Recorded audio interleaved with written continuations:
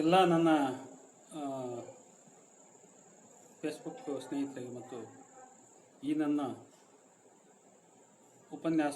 ಉಪನ್ಯಾಸ ಕಾರ್ಯಕ್ರಮವನ್ನು ಗಮನಿಸ್ತಕ್ಕಂಥ ಎಲ್ಲ ಮಿತ್ರರಿಗೆ ನಮಸ್ಕಾರಗಳು. ಈ ದಿನ ನಾನು ವಚನ ಎಂದರೇನು ಎನ್ನುವ ವಿಷಯದ ಕುರಿತು ಒಂದು ಸ್ಥೂಲ ಚರ್ಚೆಯನ್ನು ತಮ್ಮ ಮುಂದೆ ಇಡಲಿಕ್ಕೆ ಬಯಸ್ತಾ ಇದ್ದೇನೆ. ನಾನು ಕಳೆದ ಒಂದು 3 ವರ್ಷದ ಅವಧಿಯಲ್ಲಿ ವಚನ ವಿಸ್ತಾರ ಎನ್ನುವಂಥ ಶೀರ್ಷಿಕೆಯಡಿ ಕೆಲಸ ಮಾಡ್ತಾ ಬಂದಿದ್ದೇನೆ. ಆ ಪುಸ್ತಕ ಮುಗಿಯುವ ಹಂತದಲ್ಲಿದೆ. ಈಗಾಗಲೇ ಒಂದು ಅಧ್ಯಾಯವಾಗಿ ವಚನ ಎಂದರೇನು ಎನ್ನುವಂಥದ್ದನ್ನು ನಾನು ಟಿಪ್ಪಣಿಸಿಕೊಂಡಿದ್ದೇನೆ. ಆ ಅಧ್ಯಾಯದ ಸಾರವನ್ನೇ ಈಗ ತಮ್ಮ ಮುಂದೆ ನಾನು ಇಡಲಿಕ್ಕೆ ಬಯಸ್ತೇನೆ. ವಚನ ಸಾಹಿತ್ಯ ಎಷ್ಟು ದೊಡ್ಡದೋ, ವಚನ ಸಾಹಿತ್ಯ ಕುರಿತಾಗಿ ಕರ್ನಾಟಕದಲ್ಲಿ ನಡೆದಂಥ ಚಿಂತನ ಮಂಥನದ ಸರಮಾಲೆಯೂ ಕೂಡ ಅಷ್ಟೇ ದೊಡ್ಡದು. ಹರಿಯುವ ನೊರೆ ತೊರೆ ಎಷ್ಟು ದೊಡ್ಡದೋ, ಆ ತೊರೆಯ ಮೇಲೆ ಹುಟ್ಟಿರ್ತಕ್ಕಂಥ ನೊರೆ ಅದಕ್ಕಿಂತ ಅಧಿಕವಾದದ್ದು. ಹಾಗೆ ವಚನ ಸಾಹಿತ್ಯ ಕುರಿತಾಗಿ ಸುಮಾರು ಶತಮಾನದುದ್ದಕ್ಕೂ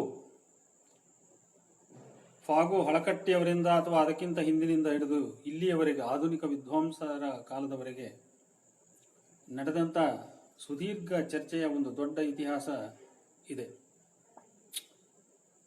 ಹಾಗಿದ್ದು ವಚನ ಸಾಹಿತ್ಯ ಕುರಿತಾಗಿ ಚರ್ಚೆ ನಡೀತಲೇ ಇದೆ, ಇನ್ನು ಮುಂದೆಯೂ ಕೂಡ ನಡೀತದೆ. ಅದು ನಡೆಯಲು ಬೇಕು ಕೂಡ. ಅದು ನನ್ನ ಮುಖ್ಯ ಉದ್ದೇಶ ವಚನ ಸಾಹಿತ್ಯ ಕುರಿತಾಗಿ ಬೇರೆ ವಿದ್ವಾಂಸರ ಅಭಿಪ್ರಾಯಗಳನ್ನು ಗಮನಿಸುತ್ತಲೇ ನಮ್ಮದೇ ಆದ ಒಂದು ಸ್ಪಷ್ಟ ಅಭಿಪ್ರಾಯವನ್ನು, ಸ್ಪಷ್ಟವಾದ ನಿಲುವನ್ನು ವಚನ ಸಾಹಿತ್ಯದಲ್ಲಿ ರೂಪಿಸಿಕೊಳ್ಳಬೇಕು ಅನ್ನುವಂಥ ಗೀಳಿನಿಂದ ನಾನು ವಚನ ಸಾಹಿತ್ಯ ಅಧ್ಯಯನಕ್ಕೆ ಕೈ ಇಟ್ಟಂತವನು. ಈಗ ಸಮಯವನ್ನು ವ್ಯರ್ಥ ಮಾಡಿದೆ, ಯಾಕಂದರೆ ಆಗಲೇ ಸ್ವಲ್ಪ ಒಂದು 10-15 ನಿಮಿಷ ಲೇಟ್ ಆಯಿತು ನಾನು ಪ್ರಾರಂಭ ಮಾಡೋದು. ಸಮಯವನ್ನು ವ್ಯರ್ಥ ಮಾಡದೆ ನೇರವಾಗಿ ನಾನು ಈ ವಚನ ಸಾಹಿತ್ಯದ ವಿಷಯಕ್ಕೆ ಬರ್ತೇನೆ. ನಾನು ಹಿರಿಯ ವಿದ್ವಾಂಸರಾದ ಡಾಕ್ಟರ್ ಎಂ ಚಿದಾನಂದ ಮೂರ್ತಿಯವರ ಕೃತಿಗಳನ್ನು ಓದಿ ಅವರು ವಚನದ ಬಗ್ಗೆ ಏನು ಅಭಿಪ್ರಾಯವನ್ನು ಕಟ್ಟಿಕೊಂಡಿದ್ದಾರೆ ಅನ್ನೋದನ್ನು ನೋಡಿದ್ದೇನೆ. ಅದರ ಒಂದು ಸಾಲು ಅಥವಾ ಕೆಲವು ಸಾಲುಗಳನ್ನು ತಮ್ಮ ಮುಂದೆ ನಾನು ಪ್ರಸ್ತುತಪಡಿಸ್ತೇನೆ. ವಚನಕಾರರು ಕವಿಗಳಲ್ಲ, ಅವರು ಬರೆದದ್ದು ಕಾವ್ಯವಲ್ಲ. ಅವರ ಶ್ರೋತ್ರ ವರ್ಗವು ಕಾವ್ಯಾಸ್ವಾದನ ಮಾಡುವ ಪಂಡಿತ ವರ್ಗವಲ್ಲ. ಅವರು ಮುಖ್ಯವಾಗಿ ಸಾಮಾಜಿಕ ಪ್ರಜ್ಞೆಯುಳ್ಳ ನೀತಿ ಬೋಧಕರು, ಸಮಾಜ ವಿಮರ್ಶಕರು, ತಮ್ಮ ಅನುಭವವನ್ನು ಜನತೆಯ ಜೊತೆ ಹಂಚಿಕೊಳ್ಳಲು ಬಯಸಿದವರು. ಅವರ ಶ್ರೋತೃವರ್ಗ ಮುಖ್ಯವಾಗಿ ಸಾಮಾನ್ಯ ಜನತೆ. ಒಂದು ನೀತಿಯನ್ನೋ ಅನಿಸಿಕೆಯನ್ನೋ ಪರಿಣಾಮಕಾರಿಯಾಗಿ ಹೇಳುವುದು, ತನ್ಮೂಲಕ ಅದು ಸಾಮಾನ್ಯರ ಮನಸ್ಸನ್ನು ಮುಟ್ಟಿ ಅಲ್ಲಿ ಉಳಿಯುವಂತಾಗಬೇಕೆಂಬುದು ಕೃತಿಕಾರರ ಉದ್ದೇಶ. ಕೃತಿಕಾರರು ಸಾಧಕರೂ ಆದ್ದರಿಂದ ಇತರ ಸಮಾನ ಧರ್ಮಿಗಳು ದೊರೆತಾಗ ಒಂದೆಡೆ ಸೇರಿ ಚರ್ಚೆಗಳನ್ನು ನಿರ್ಣಯಿಸಿ ತಮ್ಮ ಅನುಭವಗಳನ್ನು ಪರಸ್ಪರ ಹೋಲಿಸಿಕೊಳ್ಳುತ್ತಿದ್ದರು, ವಿಮರ್ಶಿಸುತ್ತಿದ್ದರು, ಆತ್ಮಶೋಧನೆ ಮಾಡಿಕೊಳ್ಳುತ್ತಿದ್ದರು. ಹೀಗೆ ಚಿದಾನಂದ ಮೂರ್ತಿಯವರು ವಚನ ಎಂದರೇನು ಅನ್ನೋದನ್ನು ಹುಡುಕಲಿಕ್ಕೆ ಪ್ರಯತ್ನ ಮಾಡಿ ವಚನ ಸಾಹಿತ್ಯ ಉಗಮಿಸಿದ ಸಂದರ್ಭ ತಿಳಿಯುವ ಮೂಲಕ ವಚನ ಎಂಬ ಪದಕ್ಕೂ ವಚನ ಸಾಹಿತ್ಯ ಎಂದರೇನೆಂಬುದಕ್ಕೂ ಅರ್ಥ ಕಂಡುಕೊಳ್ಳಬಹುದೆಂದು ಭಾವಿಸಿ, ವಚನಕಾರರು ಕವಿಗಳಲ್ಲ, ವಚನ ಸಾಹಿತ್ಯವು ಕಾವ್ಯವಲ್ಲ, ವಚನಕಾರರು ನೀತಿ ಬೋಧಕರು, ಸಮಾಜ ವಿಮರ್ಶಕರು ಅನ್ನುವಂಥ ಮಾತುಗಳನ್ನು ಆಡಿರ್ತಕ್ಕಂಥದ್ದು ಬಹಳ ಸ್ಪಷ್ಟವಿದೆ. ಆದರೆ ಈ ವ್ಯಾಖ್ಯಾನ, ಇಷ್ಟು ವಿವರ ವಚನ ಎಂದರೇನು ಎನ್ನುವ ಪ್ರಶ್ನೆಗೆ ಒಂದು ಸಮರ್ಥವಾದ, ಸಮಗ್ರವಾದ, ಸಂಪೂರ್ಣವಾದ ಉತ್ತರ ಆಗಲಾರದು. ಆ ಕಾರಣಕ್ಕಾಗಿ ಇದನ್ನು ನಾವು ಮುಂದುವರೆದು ವಚನ ಎಂದರೇನು ಎನ್ನುವ ಪ್ರಶ್ನೆಗೆ ವಚನದೊಡಲೊಳಗಿನಿಂದಲೇ ಅಂದ್ರೆ ವಚನ ಸಾಹಿತ್ಯದ ಗರ್ಭದಿಂದಲೇ ಅದರ ಅರ್ಥವನ್ನ ಹೆಕ್ಕಿ ತೆಗೆದು ವಚನ ಎಂದರೇನು ಎಂದು ವ್ಯಾಖ್ಯಾನಿಸಿಕೊಳ್ತಕ್ಕಂಥ ಅಗತ್ಯವಿದೆ. ಏಕೆಂದ್ರೆ ವಚನ ಎಂದರೇನು ಎನ್ನುವುದನ್ನು ನಾವು ಸರಿಯಾಗಿ ವ್ಯಾಖ್ಯಾನ ಮಾಡಿಕೊಳ್ಳದೆ ಹೋದರೆ ವಚನವನ್ನ ಅರ್ಥ ಮಾಡಿಕೊಳ್ತಕ್ಕಂಥದ್ರಲ್ಲಿ ನಾವು ದಾರಿ ತಪ್ಪುತ್ತೇವೆ. ಆ ಕಾರಣಕ್ಕಾಗಿ ವಚನ ಎಂದರೇನು, ವಚನದ ಲಕ್ಷಣ ಏನು ಅನ್ನೋದನ್ನು ನಾವು ಸರಿಯಾಗಿ ಅರ್ಥ ಮಾಡ್ಕೋಬೇಕು. ವಚನ ಎಂಬುದು ಮೂಲತಃ ಸಂಸ್ಕೃತ ಪದ. ಇದರ ಅರ್ಥವನ್ನು ಮೋನಿಯರ್ ವಿಲಿಯಮ್ಸ್ ತನ್ನ ಸಂಸ್ಕೃತ ನಿಘಂಟು ಗ್ರಂಥದಲ್ಲಿ ಈ ರೀತಿ ವಿವರಿಸಿದ್ದಾನೆ. ವಚನ, speaking, a speaker, eloquent, mentioning, indicating, expressing, meaning, being pronounced, the act of speaking, utterance, statement, declaration, speech, sentence, word, the injunction of a teacher, rule, advice, instruction, direction, order, command, etc. ಈ ಪ್ರಕಾರ ವಚನ ಅಂದರೆ ಮಾತು, ನುಡಿ, ಅಭಿವ್ಯಕ್ತಿ, ಘೋಷಣೆ, ಹೇಳಿಕೆ, ವಾಕ್ಯ, ಪದ, ಶಬ್ದ, ವ್ಯಾಖ್ಯೆ, ಈ ಎಲ್ಲಕ್ಕೂ ಮುಖ್ಯವಾಗಿ ಗುರುವಾಜ್ಞೆ, ಗುರುಪದೇಶ, ಗುರು ನಿರ್ದೇಶನ, ಕಾನೂನು, ನಿಯಮ, ಉಪದೇಶ, ಹಿತವಚನ, ಸಲಹೆ, ಸೂಚನೆ, ಮಾರ್ಗದರ್ಶನ, ಈ ಎಲ್ಲ ಅರ್ಥಗಳು ಅಂದ್ರೆ ಅರ್ಥಬಹುತ್ವ ಈ ವಚನ ಎನ್ನುವ ಪದಕ್ಕೆ ಇರ್ತಕ್ಕಂಥದ್ದು ನಮಗೆ ಮೇಲು ನೋಟಕ್ಕೆ ಸ್ಪಷ್ಟವಾಗ್ತದೆ. ಆದರೆ ಇದಕ್ಕೆ ಈ ಎಲ್ಲ ಅರ್ಥಗಳಿಗೆ ವಿದ್ವಾಂಸರು ಕಟ್ಟಿಕೊಂಡಂತ ಅಥವಾ ಊಹೆ ಮಾಡುವಂತ ಈ ಎಲ್ಲ ಅರ್ಥಗಳಿಗೆ ವಚನದೊಳಗೆ ಏನು ಉತ್ತರ ಸಿಗ್ತದೆ ಅನ್ನೋದು ಬಹಳ ಕುತೂಹಲಕಾರಿ ವಿಚಾರ. ಅದನ್ನು ನಾನು ವಚನ ಸಾಕ್ಷ್ಯ ಸಹಿತವಾಗಿ ಕೆಲವು ವಿಷಯಗಳನ್ನು ತಮ್ಮ ಮುಂದೆ ನಾನು ಮಂಡಿಸ್ತಾ ಇದ್ದೇನೆ. ವಚನ ಅಂದ್ರೆ ಮೊದಲು ಮಾತು ಅಥವಾ ಭಾಷೆ ಅಥವಾ ಸಂಕಲ್ಪ ಅಥವಾ ಆಣೆ ಅಥವಾ ಪ್ರಮಾಣ. ಇಂಗ್ಲಿಷ್ನಲ್ಲಿ ನಾವೇನು ಪ್ರಾಮಿಸ್ ಅಂತೀವಲ್ಲ, ನನಗೆ ಪ್ರಾಮಿಸ್ ಮಾಡು ಅಥವಾ ನಾನು ಪ್ರಾಮಿಸ್ ಮಾಡಿದ್ದೇನೆ, ಅದು. ಬಸವಣ್ಣನ 396ನೇ ವಚನ ಬಹಳ ಸ್ಪಷ್ಟವಾಗಿ ಶಿವನು ಭಕ್ತರ ಬಳಿ ಬರಬೇಕಾದರೆ ಭಕ್ತ ದೇಹ ಭಕ್ತ ಕಾಯ ಧರಿಸಿಯೇ ಬರುತ್ತಾನೆ. ಅವನು ಭಕ್ತ ಲೋಕವನ್ನಾಳುವ ಅರಸ ಪ್ರಭು. ಅಂಥ ಆಳುವ ಅರಸ ಬರುವಾಗ ಆಳಾದ ಭಕ್ತನು ಮಂಚದ ಮೇಲಿರುವುದು ಸದ್ಗುಣವಲ್ಲ, ಅದು ಸೊಕ್ಕು, ಗರ್ವ, ಅವಿಧೇಯತೆಯನ್ನು ತೋರಿಸುತ್ತದೆ. ಆ ಕಾರಣದಿಂದ ಬಸವಣ್ಣ ಜಂಗಮ ರೂಪಾಗಿ ಸಂಗಯ್ಯ ಬಂದಿರುವಾಗ ತಾನು ಎಂದೆಂದೂ ಮಂಚವನೇರುವುದಿಲ್ಲವೆಂದು ವಚನ ಅಥವಾ ಮಾತು ಅಥವಾ ಭಾಷೆ ಅಥವಾ ಸಂಕಲ್ಪ ಅಥವಾ ಆಣೆ ಅಥವಾ ಪ್ರಮಾಣ ಮಾಡುತ್ತಾನೆ. ಎಂದೆಂದೂ ನಾನು ಮಂಚವನೇರದ ಭಾಷೆ. ವಚನ ಅಂದ್ರೆ ಭಾಷೆ. ನನಗೆ ಭಾಷೆ ಕೊಡು ಅಂತ ಕೇಳ್ತೀವಿ ನಾವು ಯಾರನ್ನಾದ್ರೂ, ನನಗೆ ಭಾಷೆ ಕೊಡು, ನನಗೆ ವಚನ ಕೊಡು ಅಂತ. ಇದು ವಚನದ ಒಂದು ಅರ್ಥ ಇದೆ. ಇದಕ್ಕೆ ಉದಾಹರಣೆಯಾಗಿ ಅದೇ ಬಸವಣ್ಣನ 696ನೇ ವಚನವನ್ನು ನಾವು ನೋಡಬಹುದು. ಕಾಯದ ಕಳವಳ ಕಂಜಿ ಕಾಯಯ್ಯ ಎನ್ನೆನು, ಕಾಯದ ಕಳವಳ ಕಂಜಿ ಕಾಯಯ್ಯ ಎನ್ನೆನು, ಜೀವನೋಪಾಯ ಕಂಜಿ ಈಯಯ್ಯ ಎನ್ನೆನು, ಯದ್ಭಾವಂ ತದ್ಭವತಿ, ಉರಿ ಬರಲಿ ಸಿರಿ ಬರಲಿ ಬೇಕು ಬೇಡೆನ್ನೆನಯ್ಯ, ಆ ನಿಮ್ಮ ಹಾರೆನು ಮಾನವರ ಬೇಡೆನು, ಆ ನಿಮ್ಮ ಹಾರೆನು ಮಾನವರ ಬೇಡೆನು, ಆಣೆ ನಿಮ್ಮಾಣೆ ಕೂಡಲ ಸಂಗಮ ದೇವ. ಪರಮಾತ್ಮ ಕೂಡಲ ಸಂಗಮ ದೇವನಿಗೆ ಆಣೆ ಮಾಡ್ತಾನೆ. ಯಾರು? ಬಸವಣ್ಣ. ವಚನದ ಒಂದು ಅರ್ಥ ಇದು, ಆಣೆ, ಭಾಷೆ. ಕಾಯದ ಕಳವಳಕ್ಕಂಜಿ ನನ್ನನ್ನು ಕಾಯುಶಿವನೇ ಎನ್ನುವುದಿಲ್ಲ, ಜೀವನೋಪಾಯಕ್ಕಂಜಿ ನನಗೆ ಕೊಡು ಎನ್ನುವುದಿಲ್ಲ. ಯದ್ಭಾವನ್ ತದ್ಭವತಿ ಅಂದರೆ ನಮ್ಮ ಭಾವನೆಯಂತೆಯೇ ಫಲ. ಉರಿ ಬರಲಿ ಸಿರಿ ಬರಲಿ ಬೇಡೆನ್ನೆನಯ್ಯ, ಆ ನಿಮ್ಮ ಹಾರೆನು ಮಾನವರ ಬೇಡೆನು ಅಂದರೆ ಆ ನಿಮ್ಮ ಶರಣರ ನಿಮ್ಮ ಪದದ ಹಿಂದೆ ಆ ಎಂದು ಬಂದಿರುವುದರಿಂದ ಮತ್ತು ಮುಂದೆ ಮಾನವರ ಎಂಬ ಪದ ಇರುವುದರಿಂದ ಮಾನವರಿಗಿಂತ ಭಿನ್ನವಾದ ಆ ನಿಮ್ಮ ಶರಣರನ್ನು ಎಂದಿಲ್ಲಿ ಅರ್ಥೈಸಬೇಕು. ಹಾರೆನು ಎಂದರೆ ಬಯಸೆನು ಅಪೇಕ್ಷಿಸೆನು, ಮಾನವರನ್ನು ಕೂಡ ಏನನ್ನೂ ಬೇಡನು ಎಂದು ಹೇಳಿ ಆ ಮಾತಿಗೆ ಆಣೆ ನಿಮ್ಮಾಣೆ ಎಂದು ದೇವರ ಹೆಸರಿನಲ್ಲಿ ಪ್ರಮಾಣ ಮಾಡುತ್ತಾನೆ.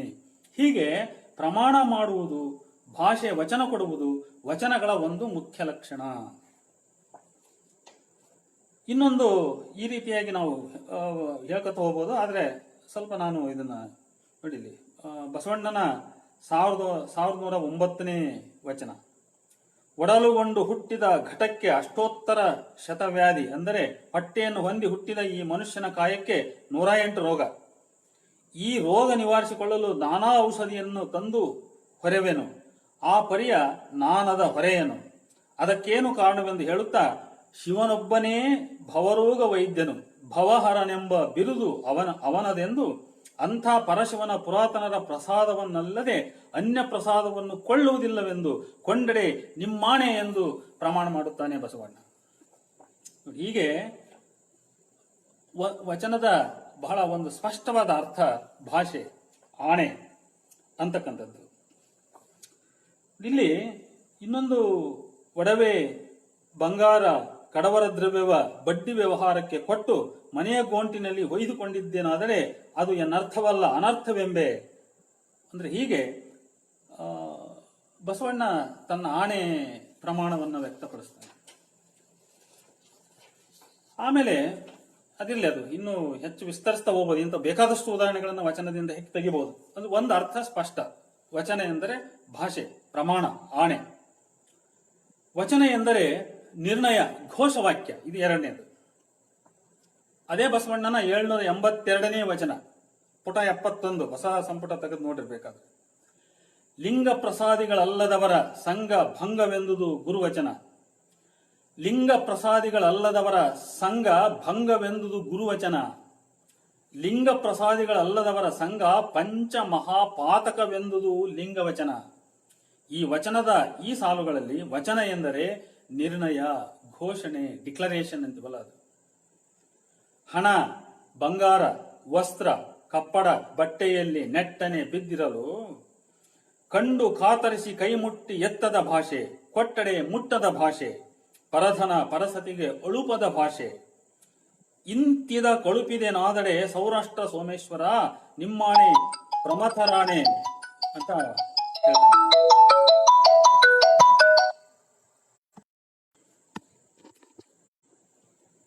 ಮೂರನೇ ಅರ್ಥ ಇದು, ಸತ್ಯವನ್ನು ನುಡಿತಕ್ಕಂಥದ್ದು, ಸತ್ಯದ ಪ್ರತಿಪಾದನೆಯೇ ವಚನ. ಸತ್ಯವನ್ನು ನುಡಿತಕ್ಕಂಥದ್ದು ಅಥವಾ ಸತ್ಯದ ಪ್ರತಿಪಾದನೆಯೇ ವಚನ. ವಚನಕ್ಕೆ ಶೃಂಗಾರ, ಸತ್ಯವ ನುಡಿಯುವುದು. ಅಕ್ಮದೇವಿಯ ವಚನ ಇದು. ವಚನಕ್ಕೆ ಶೃಂಗಾರ, ಸತ್ಯವ ನುಡಿಯುವುದು. ಅಂದ್ರೆ ಸತ್ಯ ನುಡಿತಕ್ಕಂಥದ್ದೇ ವಚನದ ಒಂದು ಮುಖ್ಯ ಲಕ್ಷಣ. ವಚನ ಅಂದ್ರೆ ಅದು ಸತ್ಯವಾದ ಮಾತು ಅಂತ ಅರ್ಥ ಆಗಲಿ. ವಚನವೆಂದರೆ ಗುರು ಹಿರಿಯರ ಆದ್ಯರ ಆಜ್ಞೆ ನಿರ್ದೇಶನ. ಇದು 4ನೇದು. ಮೋನಿಯರ್ ವಿಲಿಯಮ್ಸ್ನ ವ್ಯಾಖ್ಯಾನದಲ್ಲಿ ಇದು ಬಂತಿದ್ದು. ಆದ್ಯರ ವಚನ ಪರುಷ ಕಂಡಣ್ಣ, ಸದಾಶಿವನೆಂಬ ಲಿಂಗ ನಂಬುವುದು. ನಂಬಲೊಡನೆ ನೀ ವಿಜಯಿ ಕಂಡಣ್ಣ, ಅಧರಕ್ಕೆ ಕಹಿ ಉದರಕ್ಕೆ ಸಿಹಿ, ಕೂಡಲ ಸಂಗನ ಶರಣರ ವಚನ ಬೇವಸವಿದಂತೆ. ಕೂಡಲ ಸಂಗನ ಶರಣರ ವಚನ ಬೇವಸವಿದಂತೆ. ಆದ್ದರಿಂದ ವಚನವೆಂದರೆ ಗುರು ಹಿರಿಯರ ಆದ್ಯರ ಆಜ್ಞೆ. 5ನೇದು, ವಚನ ಎಂದರೆ ಸದ್ಭಕ್ತರಿಗೆ ಗುರುಪದೇಶ, ಶಿವೋಪದೇಶ ಅಥವಾ ಗುರುವಾಜ್ಞೆ. ಕೇಳಿದೆ ಕೇಳಿದೆ ಶಿವವಚನ, ಗುರುವಚನ. ಪುರಾತನರ ವಚನಾನುಭವ ಕೇಳಿ ಬದುಕಿರಯ್ಯ. ಕೇಳಿದ ಸದ್ಭಕ್ತರು ಕೃತಾರ್ಥರಪ್ಪರು. ತನು ಕರಗಿ ಮನ ಕೊರಗಿ ಭಾವ ಬೆಚ್ಚದೋ, ಅಹಂಕಾರ ಒಳೆದು ಶರಣರ ಅನುಭವವ ಕೇಳಿದಡೆ ಅದೇ ಮುಕ್ತಿ ನೋಡಿರೆ ಅನ್ನುವಂತ ಮಾತುಗಳು. ಇಂತಲ್ಲದೆ ಮನೋವ್ಯಾಕುಲನಾಗಿ ತನು ಮುಟ್ಟಿ ಕೇಳಿದಡೆ ಉಪದೇಶವೆಂತು ಸಲುವುದಯ್ಯ. ಒಮ್ಮೆ ಅಭಿಮುಖರಾಗಿ ಒಮ್ಮೆ ಪರಾಗ್ಮುಖರಾಗಿ ಕೇಳಲು ಎಂತಳವಡುವುದಯ್ಯ. ಮಹಾಲಿಂಗ ಕಲ್ಲೇಶ್ವರ, ಗುರುವಚನ ಪರಾಗ್ಮುಖಂಗೆ ಎಂದೆಂದೂ ಭವ ಹಿಂಗದು ನೋಡ. ಇದು ಹಾವಿನ ಹಾಳ ಕಲ್ಲಯ್ಯನ ವಚನ. ಇದು 1140ನೇ ವಚನ. ಹೀಗೆ ವಚನದ ಒಂದು ಗಂಭೀರ ಸ್ವರೂಪವನ್ನು ಈ ವಚನ ಸ್ಪಷ್ಟಪಡಿಸ್ತದೆ. ವಚನಕ್ಕೆ ನಿರ್ದಿಷ್ಟ ಕೇಳುವ ವರ್ಗ ಭಕ್ತರು. ಆ ಭಕ್ತರು ದೈವ ಶ್ರದ್ಧೆ ಮತ್ತು ಶರಣರ ನುಡಿ ಬಗ್ಗೆ ಗೌರವವುಳ್ಳವರು. ಬಹಳ ಗಂಭೀರದಿಂದ ಭಕ್ತಿಯಿಂದ ಆ ನುಡಿಗಳನ್ನು ಆಲಿಸಬೇಕು. ಆ ವಚನ ಸಹಜ ಸಾಮಾನ್ಯರ ನುಡಿಗಳಲ್ಲ. ಅವು ಶಿವವಚನ, ಗುರುವಚನ, ಪುರಾತನರ ವಚನ. ಅವು ಆ ಮಹಾಮಹಿಮರ ಅನುಭವವುಳ್ಳವು. ಅವುಗಳನ್ನು ಕೇಳಿದ ಸದ್ಭಕ್ತರೆಲ್ಲರೂ ಕೃತಾರ್ಥರಾಗಿದ್ದಾರೆ, ಆಗುತ್ತಾರೆ. ಅವುಗಳನ್ನು ಕೇಳುವವರ ಮೇಲೆ ಎಂತಹ ಪರಿಣಾಮ ಉಂಟಾಗುವುದೆಂದರೆ ಅವರ ತನು ಕರಗುತ್ತದೆ, ಮನ ಕೊರಗಿ ಭಾವ ಬೆಚ್ಚುತ್ತದೆ, ಅಹಂಕಾರ ಒಳೆಯುತ್ತದೆ, ಕೇಳುಗನು ತನು ಮುಟ್ಟಿ ಮನೋವ್ಯಾಕುಲತೆಯಿಂದ ಕೇಳಿದರೆ ಯಾವ ಪ್ರಯೋಜನವಿಲ್ಲ. ಈ ವಚನಗಳು ಹಿತೋಪದೇಶಗಳು, ಕೇಳುಗನಿಗೆ ಮುಕ್ತಿ ದೊರಕಿಸಿ ಅವನನ್ನು ರಕ್ಷಿಸುತ್ತವೆ. ಹೀಗೆ ವಚನಗಳು ಧಾರ್ಮಿಕ ವಸ್ತು ವಿಷಯದ ಧಾರ್ಮಿಕ ಉದ್ದೇಶದ ನುಡಿಗಳೇ ಹೊರತು ಕವಿಯ ಕಲ್ಪನೆಯ ಕುಸುಮಗಳಲ್ಲ. ಇವುಗಳನ್ನು ಅರ್ಥ ಮಾಡ್ಕೋಬೇಕು. ನಮ್ಮಲ್ಲಿ ವಚನದ ಬಗ್ಗೆ ಒಂದು ತಪ್ಪು ಅರ್ಥ ಏನಿದೆ ಅಂತ ಹೇಳಿದ್ರೆ, ಇದು ಕೂಡ ಒಂದು ಸೃಜನಶೀಲ ಸಾಹಿತ್ಯ ನಾವೇನು ಕರಿತೀವಲ್ಲ, ಆಧುನಿಕ ಕಾವ್ಯಗಳನ್ನು ಕರಿತೀವಲ್ಲ, ಆಧುನಿಕ ಕಾವ್ಯದ ಜಾತಿಗೆ ಇವುಗಳನ್ನು ಸೇರಿಸಿ ಕೆಲವರು ಚರ್ಚೆಯನ್ನು ಮಾಡ್ತಾ ಇದ್ದಾರೆ. ಅದು ನನ್ನ ಪ್ರಕಾರ ಅದೊಂದು ವಿಷಾದನೀಯ. ವಚನಗಳನ್ನ ಬೇರೆಲ್ಲ ಸೃಜನಶೀಲ ಕಾವ್ಯಗಳಂತೆ ಮಾಡಬಾರದು, ಅದಕ್ಕೆ ಸೇರಿಸಬಾರದು. ನಾನು ಕೊನೆಗೆ ಆ ಮಾತನ್ನು ವಿವರವಾಗಿ ಚರ್ಚಿಸ್ತೇನೆ. ವಚನವು ಬಹುವೇದ್ಯ, ಅಂದ್ರೆ ಸರ್ವರಿಗೂ ವೇದ್ಯವಾಗುವಂಥದ್ದು. ವಚನವೆಂದರೆ ಗುರುವಾಗ್ನಿ ಗುರುಪದೇಶ ಅನ್ಲಿಕ್ಕೆ ಇನ್ನೊಂದು ವಚನ ಇದೆ, ಜ್ಞಾಪಕ ಮಾಡ್ತೀನಿ ಅಷ್ಟೇ. ಗುರುವಚನವಲ್ಲದೆ ಲಿಂಗವೆನಿಸದು, ಜಂಗಮವೆನಿಸದು, ನಿತ್ಯವೆಂದೆನಿಸದು, ನೇಮವೆಂದೆನಿಸದು ಅನ್ನುವಂಥ ಒಂದು ವಚನವು ಕೂಡ ಇದೆ. ಅದಾದ್ಮೇಲೆ ವಚನ ಬಹುವೇದ್ಯ ಅಂದ್ರೆ ಸರ್ವರಿಗೂ ನಿಲುಕುವಂಥದ್ದು ಅಂತ ನೋಡಿ. ಇಲ್ಲಿ ವಚನ ಸಾಹಿತ್ಯವು ಮೂಲತಃ ಕಲೆಗಾಗಿ ಕಲೆ ಎನ್ನುವಂತ ಶುದ್ಧ ಸೃಜನಶೀಲ ಸಾಹಿತ್ಯ ಅಲ್ಲ. ಈ ವಚನ ಸಿದ್ದರಾಮನ ಒಂದು ವಚನ, 1519ನೇ ವಚನ, ಸಿದ್ದರಾಮನ 1519ನೇ ವಚನ. ಸಿದ್ದರಾಮ ವೈದಿಕ ಪರಂಪರೆಯ ಒಟ್ಟು ಬೌದ್ಧಿಕ ಲಿಖಿತ ಸಾಹಿತ್ಯವನ್ನೆಲ್ಲ ತಿರಸ್ಕರಿಸುತ್ತಾರೆ. ಅವೆಲ್ಲವುಗಳಿಗಿಂತ ವಚನವು ಶಿವನನ್ನರಿಯಲು ಬಹುವೇದ್ಯವಾದುದು, ಬಹು ಪ್ರಯೋಜನಕಾರಿ ಎನ್ನುತ್ತಾನೆ. ಸಿದ್ದರಾಮ ಬಹಳ ಸ್ಪಷ್ಟವಾಗಿ ವೈದಿಕ ಶಾಸ್ತ್ರಗಳನ್ನೆಲ್ಲ ನಿರಾಕರಿಸಿ ಶಿವನನ್ನು ಅರಿಯಲಿಕ್ಕೆ ವಚನ ಒಂದೇ ಸಾಕು ಅಂತ ಹೇಳ್ತಾನೆ. ವಚನ ಬಹುವೇದ್ಯವಾದುದು ಅಂತ ಹೇಳ್ತಾನೆ. ಇದು ವಚನ ಸಾಹಿತ್ಯದ ಧಾರ್ಮಿಕ ಸದುದ್ದೇಶವನ್ನು ಹೇಳುವುದರ ಮೂಲಕ ವಚನ ಸಾಹಿತ್ಯವು ಮೂಲತಃ ಕಲೆಗಾಗಿ ಕಲೆ ಎಂಬಂತ ಶುದ್ಧ ಸೃಜನಶೀಲ ಸಾಹಿತ್ಯವಲ್ಲ ಎಂಬುದನ್ನು ಸ್ಪಷ್ಟಪಡಿಸುವುದು. ಅದೇ ರೀತಿಯಲ್ಲಿ ವೈದಿಕ ಪರಂಪರೆಯ ಸರ್ವ ಸಾಹಿತ್ಯ ಪ್ರಕಾರಗಳಿಗಿಂತಲೂ ವಚನವು ಹೆಚ್ಚು ಪ್ರಯೋಜನಕಾರಿ ಎಂದು ವಾದಿಸುವ ಸಿದ್ದರಾಮನ ಒಂದು ವಾದವನ್ನ ಈ ವಚನದಲ್ಲಿ ನೋಡಬಹುದು. 7ನೇ ಪಾಯಿಂಟ್, ವಚನವು ಪಾರಮಾರ್ಥಿಕ ಸಾಧನೆಗೆ ಒಂದು ಪರಿಣಾಮಕಾರಿ ಸಾಧನ. ವಚನವು ಪಾರಮಾರ್ಥಿಕ ಸಾಧನೆಗೆ ಒಂದು ಪರಿಣಾಮಕಾರಿ ಸಾಧನ. ಅದೇ ಸಿದ್ದರಾಮನ 1589ನೇ ವಚನ, ಮಾನವರ ಧಾರ್ಮಿಕ ಜೀವನ ಸಾಧನೆಗೆ ಪುರಾಣ, ಶತರುದ್ರೀಯ ಯಾಗ, ಗಾಯತ್ರಿ ಮಂತ್ರಾದಿಗಳಿಗಿಂತ ವಚನವೇ ಹೆಚ್ಚು ಪ್ರಯೋಜನಕಾರಿ ಎಂದು ಹೇಳುತ್ತದೆ. ಸಿದ್ದರಾಮನ 1590ನೇ ವಚನದಲ್ಲಿ ಶಿವಶರಣರ ನಡಾವಳಿಗೆ ಪುರಾತರ ನುಡಿಯೇ ಇಷ್ಟವೆಂದು ಹೇಳುವ ಸಿದ್ದರಾಮ ಒಟ್ಟು ವೈದಿಕ ಸಾಹಿತ್ಯವು ಹಾಳಾಗಲಿ ಎಂದು ಶಪಿಸುತ್ತಾನೆ. ಹೀಗೆ ಸ್ಮೃತಿಗಳು ಸಮುದ್ರದ ಪಾಲಾಗಲಿ, ಶ್ರುತಿಗಳು ವೈಕುಂಠವ ಸೇರಲಿ, ಪುರಾಣಗಳು ಅಗ್ನಿಯ ಸೇರಲಿ, ಆಗಮಗಳು ವಾಯುವ ಹೊಂದಲಿ, ಎಮ್ಮ ನುಡಿ ಅಂದ್ರೆ ವಚನ, ಎಮ್ಮ ನುಡಿ ಕಪಿಲ ಸಿದ್ಧ ಮಲ್ಲಿಕಾರ್ಜುನ ಮಹಾಲಿಂಗದ ಹೃದಯದಳು ಗ್ರಂಥಿಯಾಗಿರಲಿ. ಈ ರೀತಿ ಹೇಳ್ತಾನೆ ಸಿದ್ದರಾಮ.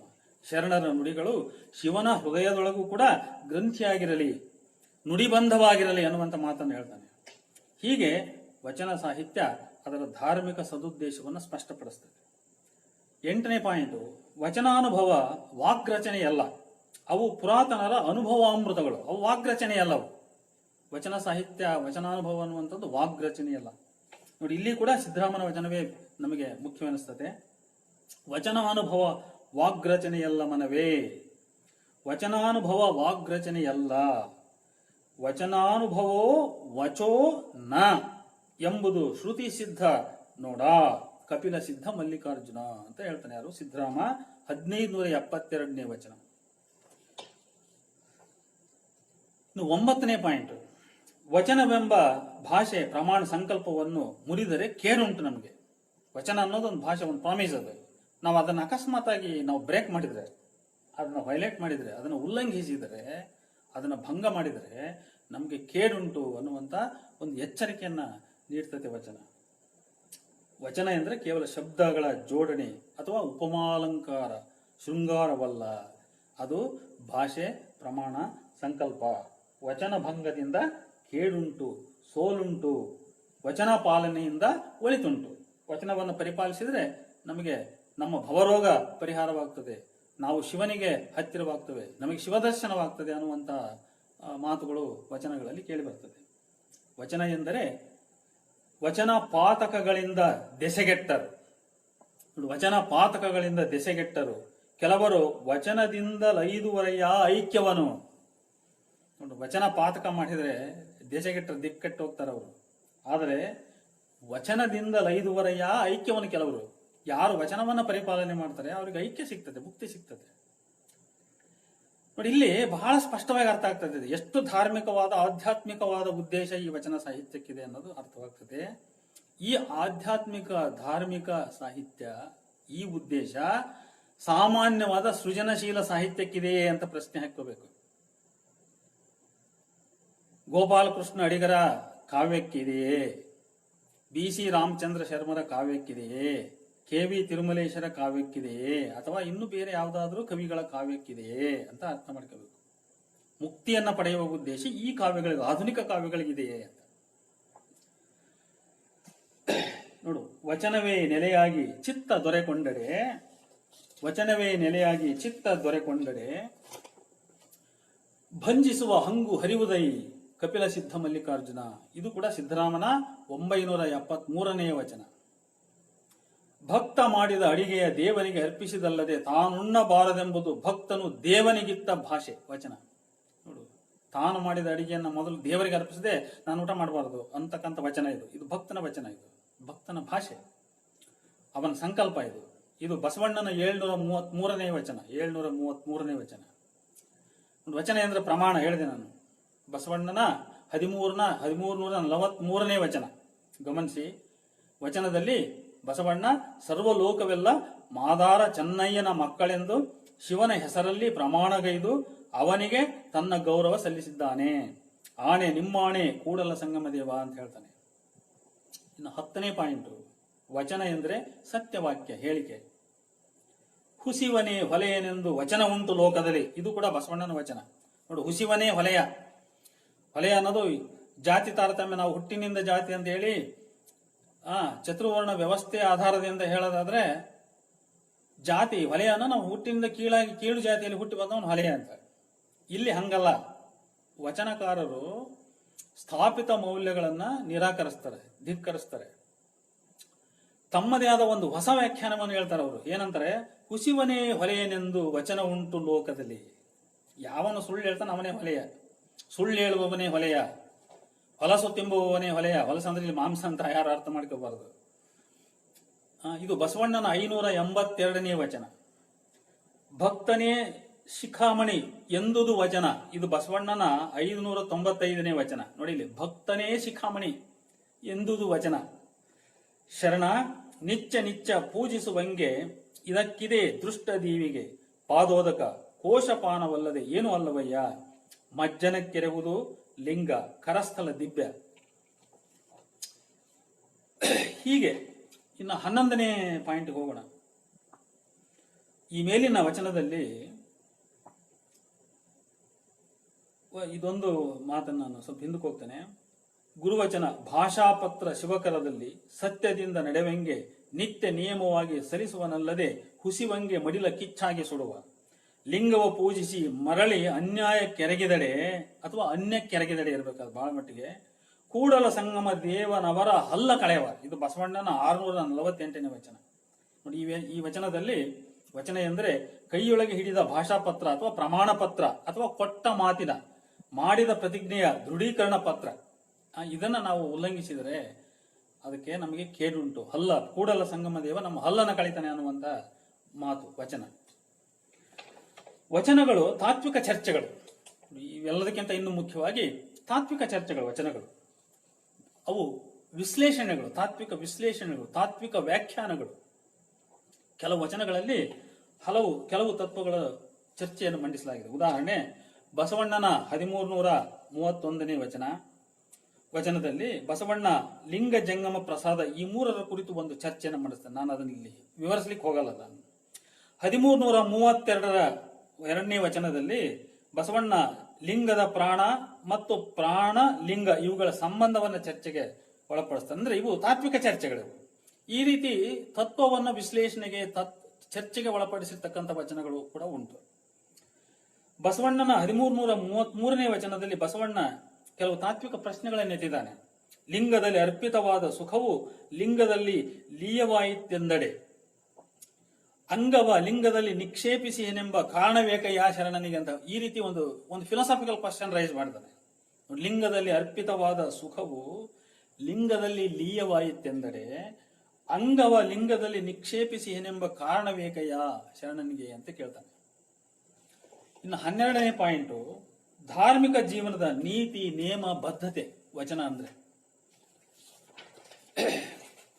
ಬಸವಣ್ಣನ 1335ನೇ ವಚನದಲ್ಲಿ ಬಸವಣ್ಣ ಧಾರ್ಮಿಕ ಜೀವನದ ನೀತಿ ನೇಮ ಬದ್ಧತೆಯನ್ನ ವ್ಯಕ್ತಪಡಿಸಿದ್ದಾನೆ. ಲಿಂಗವಲ್ಲದನ್ಯವ ನರಿಯೇ, ನೋಡಿ ಇಲ್ಲಿ ಇದು ಅವನ ಕಮಿಟ್ಮೆಂಟ್, ಇದು ದಿಸ್ ಈಸ್ ದಿ ಕಮಿಟ್ಮೆಂಟ್. ಲಿಂಗವಲ್ಲದನ್ಯವ ನರಿಯೇ, ಶಿವಲಿಂಗವಲ್ಲದನ್ಯವ ನೆನೆಯೇ, ಜಂಗಮವಲ್ಲದನ್ಯ ಕೆರಗೆ, ಪ್ರಸಾದವಲ್ಲದನ್ಯವ ಕೊಳ್ಳೆ,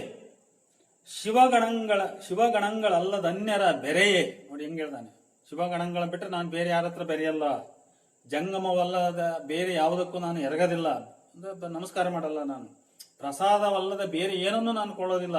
ನೋಡಿ ಈ ರೀತಿಯಾಗಿ ಬಸವಣ್ಣ ಭಕ್ತ, ಬರೀ ಬಸವಣ್ಣ ಹೇಳಿದ್ದಲ್ಲ, ಇದು ಬಸವಣ್ಣನ ವಚನ ಇದು, ಆದ್ರೆ ಇದು ಎಲ್ಲ ಭಕ್ತರಿಗೂ ಅನ್ವಯಿಸುವಂಥದ್ದು. ಈ ತರ ಒಬ್ಬ ಭಕ್ತನ ಕಮಿಟ್ಮೆಂಟ್ ಹೇಳ್ತಕ್ಕಂಥದ್ದು ವಚನ. ಅಲ್ಲಿ ಒಂದು ಕಮಿಟ್ಮೆಂಟ್ ಇರ್ತದೆ. ವಚನಗಳೆಂದರೆ ಮಾತು ಮತ್ತೆ ಅದಕ್ಕೆ ಪ್ರತ್ಯುತ್ತರ. ಬಸವಣ್ಣನ 1029ನೇ ವಚನ ಹೀಗಿದೆ. ಇಲ್ಲಿ ವಚನದ ಸೃಷ್ಟಿಗೆ ಒಂದು ಸಂದರ್ಭ ಇದೆ ಅಂತ ನನಗೆ ಅನಿಸ್ತದೆ. ಹೌದೌದು, ಕೆರೆಯ ತಪ್ಪಿ ಬಾವಿಗೆ ಬಿದ್ದಂತೆ. ನೋಡಿ ಯಾರಿಗೋ ಉತ್ತರ ಕೊಡ್ತಾ ಇದ್ದಾನೆ ಬಸವಣ್ಣ. ಯಾವುದೋ ಒಂದು ಸಂದರ್ಭದಲ್ಲಿ, ಕನ್ವರ್ಸೇಷನ್ ಸಂದರ್ಭದಲ್ಲಿ, ಒಂದು ಕಾಂಟೆಕ್ಸ್ಟ್ ನಲ್ಲಿ ಮಾತಾಡಿರ್ತಕ್ಕಂಥ ಮಾತಿದು. ಹೌದೌದು, ಕೆರೆಯ ತಪ್ಪಿ ಬಾವಿಗೆ ಬಿದ್ದಂತೆ, ಮುಳ್ಳ ಕಳೆದು ದಸಿಯ ಬೆಟ್ಟಿದಂತೆ, ಬದುಕಿದ ಹಕ್ಕಿಯ ಕಿಚ್ಚಿನೊಳಗಿಕ್ಕುವರೇ ಕೂಡಲ ಸಂಗಮ ದೇವ ಅಂತ ಹೇಳ್ತಾನೆ. ಅಂದ್ರೆ ಯಾವುದೋ ಪ್ರಸಂಗದಲ್ಲಿ ಯಾರಿಗೋ ಉತ್ತರ ಕೊಟ್ಟಂತ ಮಾತಿದು. ಇನ್ನು 14ನೇದು, ವಚನಗಳು ಕಾಲ್ಪನಿಕ ಸಾಹಿತ್ಯವಲ್ಲ, ಶರಣರ ನಿತ್ಯ ಅನುಭವಗಳ ಅಭಿವ್ಯಕ್ತಿ, ನಿರ್ದಿಷ್ಟ ಸಂದರ್ಭದ ಸೃಷ್ಟಿಗಳಿವು. ನೋಡಿ, ವಚನಗಳಿಗೆ ನಿರ್ದಿಷ್ಟವಾದ ಸಂದರ್ಭ ಇದೆ, ಅವರ ಅನುಭವ ಇದೆ. ಕವಿಗಳಿಗಿರುವಂತ ಅನುಭವ, ಜೀವನದ ಅನುಭವ ಇವರಿಗಿದೆ. ಆದ್ರೆ ಇವರಿಗೆ ನಿರ್ದಿಷ್ಟವಾದ ಉದ್ದೇಶ ಇದೆ. ಇವರಿಗೆ ಒಬ್ಬ ಆಧುನಿಕ ಕವಿ ತನ್ನ ಕವಿತೆಯನ್ನು ಬರೀಲಿಕ್ಕೆ ನಿರ್ದಿಷ್ಟವಾದ ಉದ್ದೇಶ ಇಟ್ಕೊಂಡಿರಲ್ಲ ಅವನು. ಆದ್ರೆ ಇಲ್ಲಿ ನಿರ್ದಿಷ್ಟವಾದ ಉದ್ದೇಶ ಇದೆ. ಇನ್ನೇವೆ ನಿನ್ನೇವೆ ಕೆಮ್ಮೆನೆ ಕೆಟ್ಟೆನು, ಇನ್ನೇವೆ ನಿನ್ನೇವೆ ಕೆಮ್ಮೆನೆ ಕೆಟ್ಟೆನು, ನಿಮ್ಮ ಶರಣರು ಬಂದು ಬಾಗಿಲೊಳಿರಲು ದಿಮ್ಮನೆ ಇದಿರೆದ್ದು ವಂದಿಸಲರಿಯದೆ ಕೆಟ್ಟ ಕೇಡನೇನೆಂದು ಉಪಮಿಸುವೆನು ಕೂಡಲ ಸಂಗಮ ದೇವ ಅಂತ ಹೇಳ್ತಾನೆ. ಅಂದ್ರೆ ಭಕ್ತನ ಮನೆ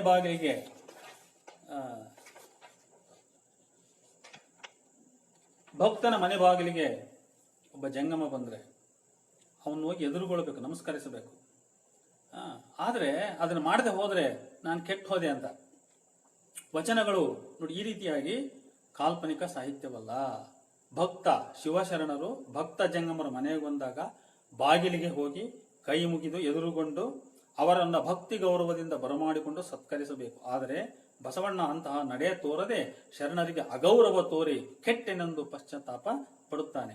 ನಾನು ವ್ಯರ್ಥ ಅಂದ್ರೆ ವೃಥಾ, ಕೆಮ್ಮನೆ ವ್ಯರ್ಥವಾಗಿ ವೃಥಾ ಅಂತ ಕೆಟ್ಟು ಹೋದೆ. ಕೆಟ್ಟ ಮೇಲೆ ಏನ್ ಮಾಡೋದು, ಈ ಕೇಡನೇನೆಂದು ಹೇಳುವುದು, ನಾನು ಉಭಯ ಭ್ರಷ್ಟ ಅಂತ ಹೇಳ್ತಾರೆ. ಇದಿಷ್ಟು ಪ್ರಾತಿನಿಧಿಕವಾದ ಉದಾಹರಣೆಗಳು. ನಾನು ಒಂದು 12-13 ಎಕ್ಸಾಂಪಲ್ ಅನ್ನು ಕೊಟ್ಟಿದ್ದು. ಇದು ಪ್ರಾತಿನಿಧಿಕ. ಇದಕ್ಕಿಂತ ಹೆಚ್ಚು ಉದಾಹರಣೆಗಳನ್ನ ತೆಗಿಬಹುದು. ಸಾಕಷ್ಟು ವಚನಗಳನ್ನ ನಾವು ಬೇರೆ ಬೇರೆ ವಚನಕಾರರಿಂದ ಹೆಕ್ಕಿ ವಚನ ಎಂದರೇನು ಅನ್ನುವಂತಹ ವ್ಯಾಖ್ಯಾನಕ್ಕೆ ಬಹಳ ಬಲವಾದ ಬುನಾದಿಯನ್ನ ನಾವು ಹಾಕಿಕೋಬಹುದು. ಯಾವುದೇ ಅನುಮಾನ ಇಲ್ಲ. ಯಾವುದೇ ಓದುಗರು ಇದನ್ನು ಬಹಳ ಸೂಕ್ಷ್ಮ ದೃಷ್ಟಿಯಿಂದ ಓದ್ತಾ ಅನೇಕ ವಚನಗಳನ್ನು ಹೆಕ್ಕಿ ತೆಗೆಯಬಹುದು. ಈಗ ನಾನು ಮೂಲತಃ ಕೊನೆಯ ಚರ್ಚೆಯ ಮುಖ್ಯವಾದ ಭಾಗಕ್ಕೆ ಬರ್ತೇನೆ. ವಚನಗಳು ಮೂಲತಃ ಶರಣರ ಬೌದ್ಧಿಕ ಭಾವನಾತ್ಮಕ ಉತ್ಪನ್ನ. ಶರಣರ ಬೌದ್ಧಿಕ ಭಾವನಾತ್ಮಕ ಉತ್ಪನ್ನ. ವಚನ ಎಂದರೇನು ಎಂಬ ಪ್ರಶ್ನೆಗೆ ಉತ್ತರಿಸುವಾಗ ಅವು ಯಾತಕ್ಕಾಗಿ, ಯಾರಿಂದ, ಯಾರಿಗೆ ರಚಿಸಲ್ಪಟ್ಟಿವೆ ಎಂಬ ಪ್ರಶ್ನೆಗಳನ್ನು ಪರಿಗಣಿಸಬೇಕು. ನಾನು ನಿನ್ನೆ ಕಮ್ಯುನಿಕೇಟಿವ್ ಆಸ್ಪೆಕ್ಟ್ ಆಫ್ ಲಿಟರೇಚರ್ ಚರ್ಚೆ ಮಾಡಿದೆ. ಆ ಮಾತನ್ನ ಇಲ್ಲಿ ಕೇಳುಗರು ಜ್ಞಾಪಕ ಮಾಡ್ಕೋಬಹುದು. ಕಮ್ಯುನಿಕೇಶನ್ ಅನ್ನೋದು ಇದನ್ನು ಒತ್ತಾಯಿಸಿ ಹೇಳ್ತದೆ. ಅಂದ್ರೆ ಒಂದು ಸಾಹಿತ್ಯ ಯಾಕೆ ಹುಟ್ಟಿದೆ ಅನ್ನೋದನ್ನ ನಾವು ಅರ್ಥ ಮಾಡ್ಕೋಬೇಕು ಅಂತ. ವಚನಗಳು ಶರಣರ ಅನುಭವಿಗಳ ಧಾರ್ಮಿಕ ಜೀವನದ ಪರಮ ಮೌಲ್ಯಗಳನ್ನು, ವಿಧಿ ವಿಧಾನಗಳನ್ನು, ಆಚಾರ ವಿಚಾರಗಳನ್ನು, ನಿಷೇಧಗಳನ್ನು, ಆಧ್ಯಾತ್ಮಿಕ ಅನುಭವ ಮತ್ತು ಅನುಭವಗಳನ್ನು, ಸತ್ಯ ಸಾಕ್ಷಾತ್ಕಾರಗಳನ್ನು ಅಭಿವ್ಯಕ್ತಪಡಿಸುವ ಒಂದು ಗದ್ಯ ಪದ್ಯ ಪ್ರಕಾರ. ಇದು ಗದ್ಯವೂ ಅಲ್ಲ, ಪದ್ಯವೂ ಅಲ್ಲ, ಇದು ಗಪದ್ಯ ಅನ್ಬೋದು. ಗದ್ಯ ಪದ್ಯ ಪ್ರಕಾರ ಮಾತ್ರವಲ್ಲ, ವಚನಗಳೆಂದರೆ ನುಡಿ ಅರ್ಥಾತ್ ಭಾಷೆ, ವಚನ ಮಾತು. ಇದರ ಅರ್ಥ ಮತ್ತೊಬ್ಬರಿಗೆ ಕೊಡುವ ಮಾತು, ಭಾಷೆ, ಅಥವಾ ತನ್ನಾತ್ಮ ಸಾಕ್ಷಿತ್ವದಿಂದಲೋ ಅಥವಾ ತಾನು ನಂಬಿದ ಇಷ್ಟದೈವ, ಗುರು, ಜಂಗಮ ಇತ್ಯಾದಿ ಯಾರದೇ ಹೆಸರಿನಲ್ಲಿ ವೈಯಕ್ತಿಕವಾಗಿ ಪ್ರಮಾಣಪೂರ್ವಕವಾಗಿ ಕೊಡುವ ಭಾಷೆ, ತೊಟ್ಟ ಸಂಕಲ್ಪ. ಇಲ್ಲಿ ಕೊಟ್ಟ ಮಾತಿಗೆ, ಭಾಷೆಗೆ, ನುಡಿದ ನುಡಿಗೆ ತಪ್ಪುವುದಿಲ್ಲ. ತಪ್ಪಿದಲ್ಲಿ ನಿಮ್ಮಾಣೆ, ಪ್ರಮಥರಾಣೆ, ದೈವತದಾಣೆ ಇತ್ಯಾದಿ ಅರ್ಥಗಳಿರುತ್ತವೆ. ಆದ್ದರಿಂದ ವಚನ ಎಂದರೆ ಶಪಥ, ಆಣೆ, ಪ್ರಮಾಣ, ದೃಢ ಸಂಕಲ್ಪ ಮಾತ್ರವಲ್ಲ, ಶರಣರ ಮನದಾಳದ ಅನುಭವ, ಅಂತರಂಗದ ಅರಿವಿನ ಪ್ರತಿಫಲನ, ಅವರ ನೋವು, ಆನಂದ ಮೊದಲಾದ ಅನುಭವಗಳ ಅಕ್ಷರ ರೂಪ ವಚನ. ವಚನಕಾರರ ಮನದಾಳದ ನೋವು, ನಲಿವುಗಳ ಅಕ್ಷರ ರೂಪ ವಚನ. ಈ ಅರ್ಥಗಳಷ್ಟೇ ಮುಖ್ಯವಾದುದು. ವಚನಗಳು ವೀರಶೈವ ಲಿಂಗಾಯತ ಧರ್ಮಶಾಸ್ತ್ರ. ಇದನ್ನು ಬಹಳ ಮುಖ್ಯವಾಗಿ ಅರ್ಥ ಮಾಡ್ಕೋಬೇಕು. ವಚನ ಸಾಹಿತ್ಯ ಹುಟ್ಟಿದ ಮುಖ್ಯ ಉದ್ದೇಶವೇ ಇದು. ಲಿಂಗಾಯತ ಧರ್ಮವನ್ನ, ವೀರಶೈವ ಲಿಂಗಾಯತ ಧರ್ಮವನ್ನ, ಇಲ್ಲಿ ವೀರಶೈವ ಪದಕ್ಕೆ ಕೆಲವರು ಆಕ್ಷೇಪಣೆ ಎತ್ತಬಹುದು. ವಚನಗಳಲ್ಲಿ ವೀರಶೈವ ಪದ ಮತ್ತು ಲಿಂಗವಂತ ಪದ ಎರಡು ಇದಾವೆ. ಅದರಲ್ಲಿ ಲಿಂಗವಂತ ಪದ ಬಹಳ ಪ್ರಮುಖವಾಗಿದೆ. ಇದರ ಬಗ್ಗೆ ಒಂದು ವಿವಾದ ಇದೆ. ಇದು ಬಹಳ ಸೂಕ್ಷ್ಮವಾಗಿ ಅಧ್ಯಯನ ಮಾಡಿ ವೀರಶೈವ ಪದ ಹೊರಗಿಂದೋ ಅಥವಾ ಅಲ್ಲವೋ ಅನ್ನೋದನ್ನ ಪರಿಶೀಲಿಸಿ ಹೆಕ್ಕಿ ತೆಗಿಬೇಕದು. ಅದನ್ನ ನಾನು ಡಿಸ್ಪ್ಯೂಟ್ ಮಾಡ್ಲಿಕ್ಕೆ ಹೋಗಲ್ಲ. ಅದರಿಂದ ನಾನು ಎರಡೂ ಪದಗಳನ್ನು ಇಲ್ಲಿ ಸಮಾನದಲ್ಲಿ ತೆಗೆದುಕೊಂಡು ಮಾತಾಡ್ತಾ ಇದ್ದೇನೆ. ಅದರಿಂದ ವಚನಗಳು ವೀರಶೈವ ಲಿಂಗಾಯತ ಧರ್ಮಶಾಸ್ತ್ರ ಇದನ್ನ ಬಹಳಷ್ಟು ಜನ ಮರಿತಾ ಇದ್ದಾರೆ. ಬೇರೆ ಯಾವ ಕಾವ್ಯಗಳು ಧರ್ಮಶಾಸ್ತ್ರಗಳಲ್ಲವು, ಆದರೆ ವಚನಗಳು ಮಾತ್ರ ಧರ್ಮಶಾಸ್ತ್ರ. ಲಿಂಗಾಯತ ಧರ್ಮಕ್ಕೆ ಯಾವುದಾದ್ರೂ ಒಂದು ರಿಲಿಜಿಯನ್ ಬುಕ್ ಇದೆ ಅನ್ನೋದಾದ್ರೆ ಅದು ವಚನ ಸಾಹಿತ್ಯ. ಶರಣರು ವಚನಗಳ ಮೂಲಕ ವೀರಶೈವ ಲಿಂಗಾಯತ ಧರ್ಮ ತತ್ವಗಳನ್ನು ಪ್ರತಿಪಾದಿಸಿರೆಂಬುದನ್ನು ಬಹಳ ಮುಖ್ಯವಾಗಿ ಪರಿಗಣಿಸಬೇಕು. ಅವರು ಯಾವ ಜನಸಾಮಾನ್ಯರನ್ನು ಭಕ್ತರಾಗಿಸಿದರೋ ಆ ಭಕ್ತರಿಗೆ, ಹಾಗೆಯೇ ತಮಗೂ ಸಹ ಯಾವುದು ಸದಾಚಾರ, ಯಾವುದು ದುರಾಚಾರ, ಭಕ್ತನಾದವನು ಏನನ್ನ ಪೂಜಿಸಬೇಕು, ಹೇಗೆ ಪೂಜಿಸಬೇಕು ಎಂಬುದನ್ನು ನಿರೂಪಿಸಿದರು. ಗುರು, ಲಿಂಗ, ಜಂಗಮ, ಪ್ರಸಾದ, ಪಾದೋದಕ, ದಾಸೋಹ ದಂತಹ ಅಷ್ಟಾವರಣಗಳನ್ನು, ಷಟ್ಸ್ಥಲ ಸಿದ್ಧಾಂತವನ್ನು ವಚನಗಳ ಮೂಲಕ ಪ್ರತಿಪಾದಿಸಿದರು. ಭಕ್ತರು ತಮ್ಮ ವೈಯಕ್ತಿಕ ಸಾಮಾಜಿಕ ಜೀವನದಲ್ಲಿ ಯಾವ ರೀತಿ ನೀತಿಗಳನ್ನು ಅಳವಡಿಸಿಕೊಂಡಿರಬೇಕು, ಯಾರೊಡನೆ ಕೂಡಿ ಬಾಳಬೇಕು, ಯಾರಿಂದ ದೂರವಿರಬೇಕು ಎಂಬ ನೀತಿ ನಡವಳಿಕೆಗಳನ್ನು ಬೋಧಿಸಲು ಸುಗ ವಚನಗಳನ್ನು ಬರೆದರು. ವಚನಗಳಲ್ಲಿ ಬಹಳ ಮುಖ್ಯವಾಗಿ ಕಣ್ಣಿಗೆ ಸೆಳೆತೈತೆ, ನೀವು ಭವಿಗಳೊಂದಿಗೆ ಬೆರೆಯಬಾರದು, ಭವಿಯ ಸಂಸ್ಕೃತಿಯನ್ನು ರೂಢಿಸಿಕೊಳ್ಬಾರದು, ಭವಿಯ ಆಹಾರವನ್ನು ಸೇವಿಸಬಾರದು, ಮಾಂಸ, ಮದಿರೆ, ಮಾನಿನಿ ಇತ್ಯಾದಿಗಳನ್ನು ಸೇವಿಸಬಾರದು ಅನ್ನುವಂಥ ಮಾತುಗಳು ಬಹಳ ಸ್ಪಷ್ಟವಾಗಿ ಬರ್ತವೆ. ನೋಡಿ, ಇವೆಲ್ಲವೂ ಕೂಡ ಧರ್ಮ ತತ್ವಕ್ಕೆ ಸಂಬಂಧಪಟ್ಟಂತವು, ಒಂದು ಧಾರ್ಮಿಕ ಬದುಕಿಗೆ ಸಂಬಂಧಪಟ್ಟಂತವು. ಮಾತ್ರವಲ್ಲ, ವಚನಗಳು ದುರಾಚಾರ, ದುರ್ವರ್ತನೆಗಳ ಕಟು ಟೀಕೆಗಳಾಗಿವೆ. ದುರಾಚಾರಿಗಳನ್ನು ಟೀಕೆ ಮಾಡ್ತಾರೆ. ಸ್ವಾನ ಯೋನಿಯಲ್ಲಿ ಬಪ್ಪದು ತಪ್ಪದು ಅಂತ ಹೇಳ್ತಾರೆ, ಖಂಡಿಸ್ತಾರೆ. ಅವ್ರ ಸದಾಚಾರಿಗಳನ್ನ ಸಮ್ಮತಿಸಿದಂತೆ, ಒಪ್ಪಿದಂತೆ ದುರಾಚಾರಿಗಳನ್ನ ಖಂಡಿಸ್ತಾರೆ, ದುರಾಚಾರಗಳನ್ನ ಖಂಡಿಸ್ತಾರೆ. ಅದೇ ರೀತಿಯಾಗಿ ಗುರು ಎಂದರೇನು, ಲಿಂಗ ಎಂದ್ರೇನು, ಜಂಗಮ ಎಂದ್ರೇನು, ಪಾದೋದಕ ಎಂದ್ರೇನು, ಪ್ರಸಾದ ಎಂದ್ರೇನು, ಭಕ್ತಿ ಎಂದ್ರೇನು, ಯಾರು ಭಕ್ತ, ಯಾರು ಭವಿ, ಶಿವದ ಸ್ವರೂಪವೇನು, ಶಿವನ ಮತ್ತು ಜಂಗಮದ, ಶಿವನ ಮತ್ತು ಲಿಂಗದ, ಶಿವ ಮತ್ತು ಗುರುವಿನ ಸಂಬಂಧವೆಂಥದ್ದು ಎಂದು ಶರಣರು ವಚನಗಳಲ್ಲಿ ಪ್ರತಿಪಾದಿಸಿದ್ದಾರೆ. ಅದೇ ರೀತಿ ವಚನ ಎಂದರೆ ಪ್ರಧಾನವಾಗಿ ವೀರಶೈವ ಲಿಂಗಾಯತ ಧರ್ಮಶಾಸ್ತ್ರ. ತದನಂತರ ಅವು ಶರಣರ ಅಂತರಂಗದ ಶೋಧ, ವಿಮರ್ಶೆ, ಆತ್ಮಾವಲೋಕನ, ಇಂಟ್ರೋಸ್ಪೆಕ್ಷನ್, ವಚನಕಾರರ ಇಂಟ್ರೋಸ್ಪೆಕ್ಷನ್, ಅವು ಸೆಲ್ಫ್ ಕ್ರಿಟಿಸಿಸಮ್, ಆಮೇಲೆ ಅವರು ಅಡ್ಮಿಟ್ ಮಾಡ್ಕೊಂಡಿರತಕ್ಕ ತಪ್ಪನ್ನು ಒಪ್ಪಿಕೊಂಡಿರತಕ್ಕಂಥ ಭಾಷೆ ವಚನಗಳವು. ಅದರಿಂದ ತಮ್ಮ ನೋವಿನ ಆನಂದದ ಪರಕಾಷ್ಠೆಯ ದೈವತ ದರ್ಶನದಿಂದ, ಸ್ಪರ್ಶನದಿಂದ ಉಂಟಾಗಿರ್ತಕ್ಕಂಥ ಪರಮಾನಂದವನ್ನು ವ್ಯಕ್ತಪಡಿಸಿದ್ದಾರೆ ವಚನಗಳಲ್ಲಿ. ಅನ್ಯ ದೈವ, ಧರ್ಮದ ಟೀಕೆ ಇತ್ಯಾದಿ ಅರ್ಥ ಪಡೆದುಕೊಳ್ಳುತ್ತವೆ. ಹೀಗೆ ವಚನಗಳಿಗೆ ಕಾವ್ಯಗುಣ ಇರತಕ್ಕಂಥದ್ದು ಒಂದು ವಿಶೇಷ. ಪಂಪರ ಅನ್ನಾದಿ ಹಳೆಗನ್ನಡ ಕಾವ್ಯ ಪರಂಪರೆ ವಚನಕಾರರಿಗೆ 1.5 ಶತಮಾನದಷ್ಟು ಹಿಂದಿನದು. ಅದು ಜನಸಾಧಾರಣರಿಗೆ ನಿಲುಕದ ಭಾಷೆಯ ಬೆಳಸು. ಯಾವುದು ಪಂಪ ಬರೆದಿರ್ತಕ್ಕಂಥದ್ದು, ರನ್ನ ಇತ್ಯಾದಿ ಬರೆದಿರ್ತಕ್ಕಂಥದ್ದು. ಆದರೆ ಅವು ಕೇವಲ ಆಸ್ಥಾನ ಪಂಡಿತರ ಮುಂದೆ ಕವಿ ತನ್ನ ಕಾವ್ಯ ಪ್ರತಿಭೆಯನ್ನು, ಭಾಷಾ ಸತ್ವವನ್ನು, ತನ್ನ ಅದ್ವಿತೀಯವಾದ ಅತಿಶಯವಾದ ಕಲ್ಪನೆಯನ್ನು ಪ್ರದರ್ಶಿಸುವ ಪ್ರಧಾನ ಉದ್ದೇಶವುಳ್ಳವು. ಆದರೆ ಶರಣರಿಗೆ ತಮ್ಮ ಕಾವ್ಯ ಪ್ರತಿಭೆ ಪ್ರದರ್ಶಿಸಿ ರಾಜರಿಂದ ಸನ್ಮಾನ ಬಿರುದು ಪಡೆಯುವ ಉದ್ದೇಶವಿರಲಿಲ್ಲ. ಅವರಿಗೆ ಮುಖ್ಯವಾಗಿ ತಾವು ಸ್ವೀಕರಿಸಿದ ವೀರಶೈವ ಲಿಂಗಾಯತ ಧರ್ಮ ತತ್ವಗಳನ್ನು ಜನಸಾಮಾನ್ಯರಿಗೆ ಅರ್ಥವಾಗುವ ಭಾಷೆಯಲ್ಲಿ ತಿಳಿಯಪಡಿಸಿ ಜನರನ್ನು ತಿದ್ದಿ ತೀಡಿ ತಾವು ಪ್ರತಿಪಾದಿಸುತ್ತಿದ್ದ ಧರ್ಮ ತತ್ವಗಳನ್ನು ಮತ್ತು ಆದರ್ಶಗಳಿಗೆ ಅನುಸಾರವಾಗಿ ಶುದ್ಧ ಮನುಷ್ಯರನ್ನಾಗಿಸುವ ಉದ್ದೇಶ ಹೊಂದಿದ್ದರು. ನೋಡಿ, ಈ ಹಿನ್ನೆಲೆಯಲ್ಲಿ ಚಿದಾನಂದ ಮೂರ್ತಿಯವರ ಮಾತು ಕರೆಕ್ಟ್, ಸತ್ಯ. ಯಾಕಂದ್ರೆ ವಚನಗಳು ಜನಸಾಮಾನ್ಯರನ್ನ ಉದ್ದೇಶಿಸಿವೆ ಅಂತ, ಪಂಡಿತರನ್ನ ಉದ್ದೇಶಿಸಿದವಲ್ಲ. ಅದು ಪಂಡಿತರನ್ನ ಟೀಕೆ ಮಾಡ್ತಾರೆ, ಅವರು ಜಡ ಪಂಡಿತರನ್ನ ಟೀಕೆ ಮಾಡ್ತಾರೆ, ವೈದಿಕರನ್ನ ಖಂಡಿಸ್ತಾರೆ, ವೈದಿಕ ನಡವಳಿಕೆಗಳನ್ನು ಖಂಡಿಸ್ತಾರೆ, ದುರಾಚಾರಿಗಳನ್ನ ಖಂಡಿಸ್ತಾರೆ, ಭವಿಗಳನ್ನ ಖಂಡಿಸ್ತಾರೆ ಇತ್ಯಾದಿ. ಅದು ಬೇರೆ.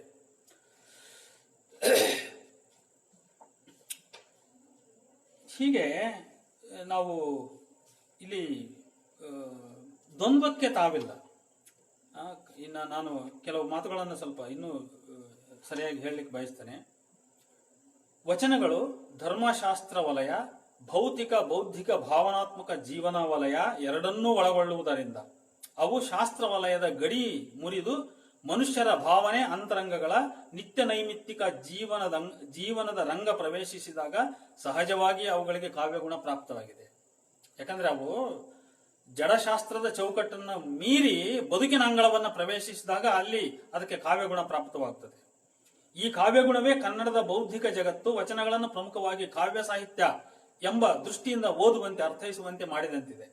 ನನ್ನ ಪ್ರಕಾರ ವಚನಗಳನ್ನು ಹೀಗೆ ಕಾವ್ಯ ಸಾಹಿತ್ಯದ ಕಾವ್ಯ ಅಂದ್ರೆ ಸೃಜನಶೀಲ ಅಂತ ನನ್ನ ಅರ್ಥ ಇಷ್ಟೇ. ಸೃಜನಶೀಲ, ಕಲ್ಪನಾ ಪ್ರಧಾನವಾದಂತ, ಸೌಂದರ್ಯ ಪ್ರಧಾನವಾದಂತ ಸೃಜನಶೀಲ ಸಾಹಿತ್ಯ ಪ್ರಕಾರವಾಗಿ ನೋಡುವುದು ಸಮಂಜಸವಲ್ಲ. ಕಾರಣ, ಕಾವ್ಯ ಸಾಹಿತ್ಯ ಎಂದಾಕ್ಷಣ ಇಲ್ಲಿ ವಾಸ್ತವಕ್ಕಿಂತ ಕಲ್ಪನೆ ಪ್ರಮುಖವಾಗುತ್ತದೆ. ಕಾವ್ಯ ಭಾಷೆಗೆ ಅರ್ಥ ನಿರ್ದಿಷ್ಟತೆ, ನಿಖರತೆ ಇರಲೇಬೇಕೆಂದಿಲ್ಲ. ನೋಡು, ಆಧುನಿಕ ಕಾವ್ಯಕ್ಕೂ ವಚನಗಳಿಗೆ ಇರುವ ವ್ಯತ್ಯಾಸ ಏನಂದ್ರೆ, ಆಧುನಿಕ ಕಾವ್ಯದ ಯಾವುದೇ ಪದಕ್ಕೆ ನಿಖರವಾದ ಅರ್ಥ ಇರಬೇಕಂತ ಏನಿಲ್ಲ. ಆದ್ರೆ ವಚನದಲ್ಲಿ ಹಂಗಿಲ್ಲ. ವಚನ ಅದು ಶಾಸ್ತ್ರವಾಗಿರೋದ್ರಿಂದ ಅಲ್ಲಿ there must be a particular meaning. ಅದೊಂದು ನಿರ್ದಿಷ್ಟವಾದ ಟರ್ಮ್. ಅದು ಆ ಟರ್ಮ್ ಅನ್ನು ಹೇಗ್ ಬೇಕೋ ಹಾಗೆ ಅರ್ಥೈಸ್ಲಿಕ್ಕೆ ಬರಲ್ಲ. ಆದ್ರೂ ಕೂಡ ಕೆಲವು ಪದಗಳನ್ನು ನಮ್ಮಲ್ಲಿ ಈ ರೀತಿ ಅರ್ಥೈಸಿ ಸ್ವಲ್ಪ ಕಲುಷಿತಗೊಳಿಸಿ ಮಿಸ್ಲೀಡ್ ಮಾಡುವಂತ ಪ್ರಯತ್ನಗಳು ವಚನ ಸಾಹಿತ್ಯಕ್ಕೆ ಸಂಬಂಧಪಟ್ಟು ನಡೆದಿದ್ದಾವೆ. ಆದರೆ ಶಾಸ್ತ್ರದ ಭಾಷೆ ನಿಖರ ನಿರ್ದಿಷ್ಟ. ಇಲ್ಲಿ ದ್ವಂದ್ವಕ್ಕೆ ತಾವಿಲ್ಲ.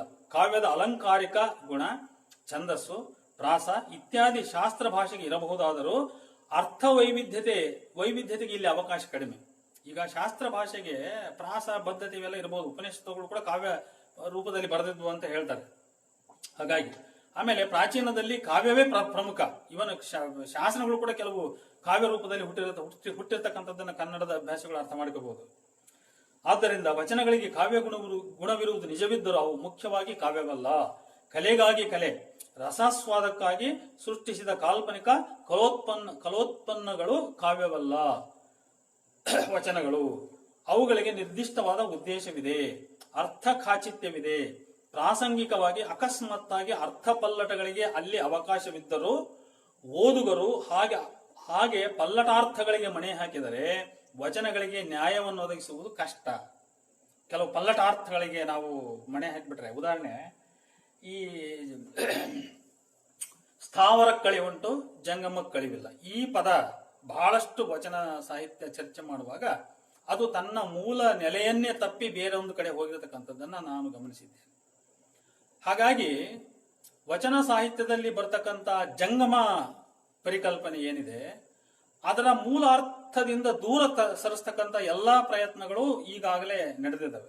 ಇದಕ್ಕೆ ಕಾರಣ ಇಷ್ಟೇ, ವಚನ ಸಾಹಿತ್ಯದ ಪದವನ್ನು ಈ ರೀತಿ ತೆಗೆದುಕೊಂಡಿರೋದ್ರಿಂದ. ಆದರೆ ಜಂಗಮ ಅಂದ್ರೆ ಶಿವಸ್ವರೂಪಿ, ಶಿವನ ಅವತಾರಿ, ಅದು ಅದರ ಮೂಲ ಅರ್ಥ. ಅದನ್ನ ನಾವು ಕೈ ಬಿಡಬಾರದು. ಈಗ ಇಷ್ಟೆಲ್ಲ ಹೇಳ್ತಾ ಇದು ಒಂದು ವಿವರವಾದ ಚರ್ಚೆ ಆಯಿತು. ಈಗ ನಾವು ವಚನ ಸಾಹಿತ್ಯವನ್ನ ವ್ಯಾಖ್ಯಾನಿಸುವಾಗ ಏನನ್ನು ಪರಿಗಣಿಸಬೇಕು, ನಾವು ಏನು, ಸ್ವಲ್ಪ ಫೋನ್ ಬರ್ತಾ ಇದೆ, ಯಾವುದೋ ಡಿಸ್ಟರ್ಬೆನ್ಸ್, ದಯಮಾಡಿ ಕ್ಷಮಿಸಿ.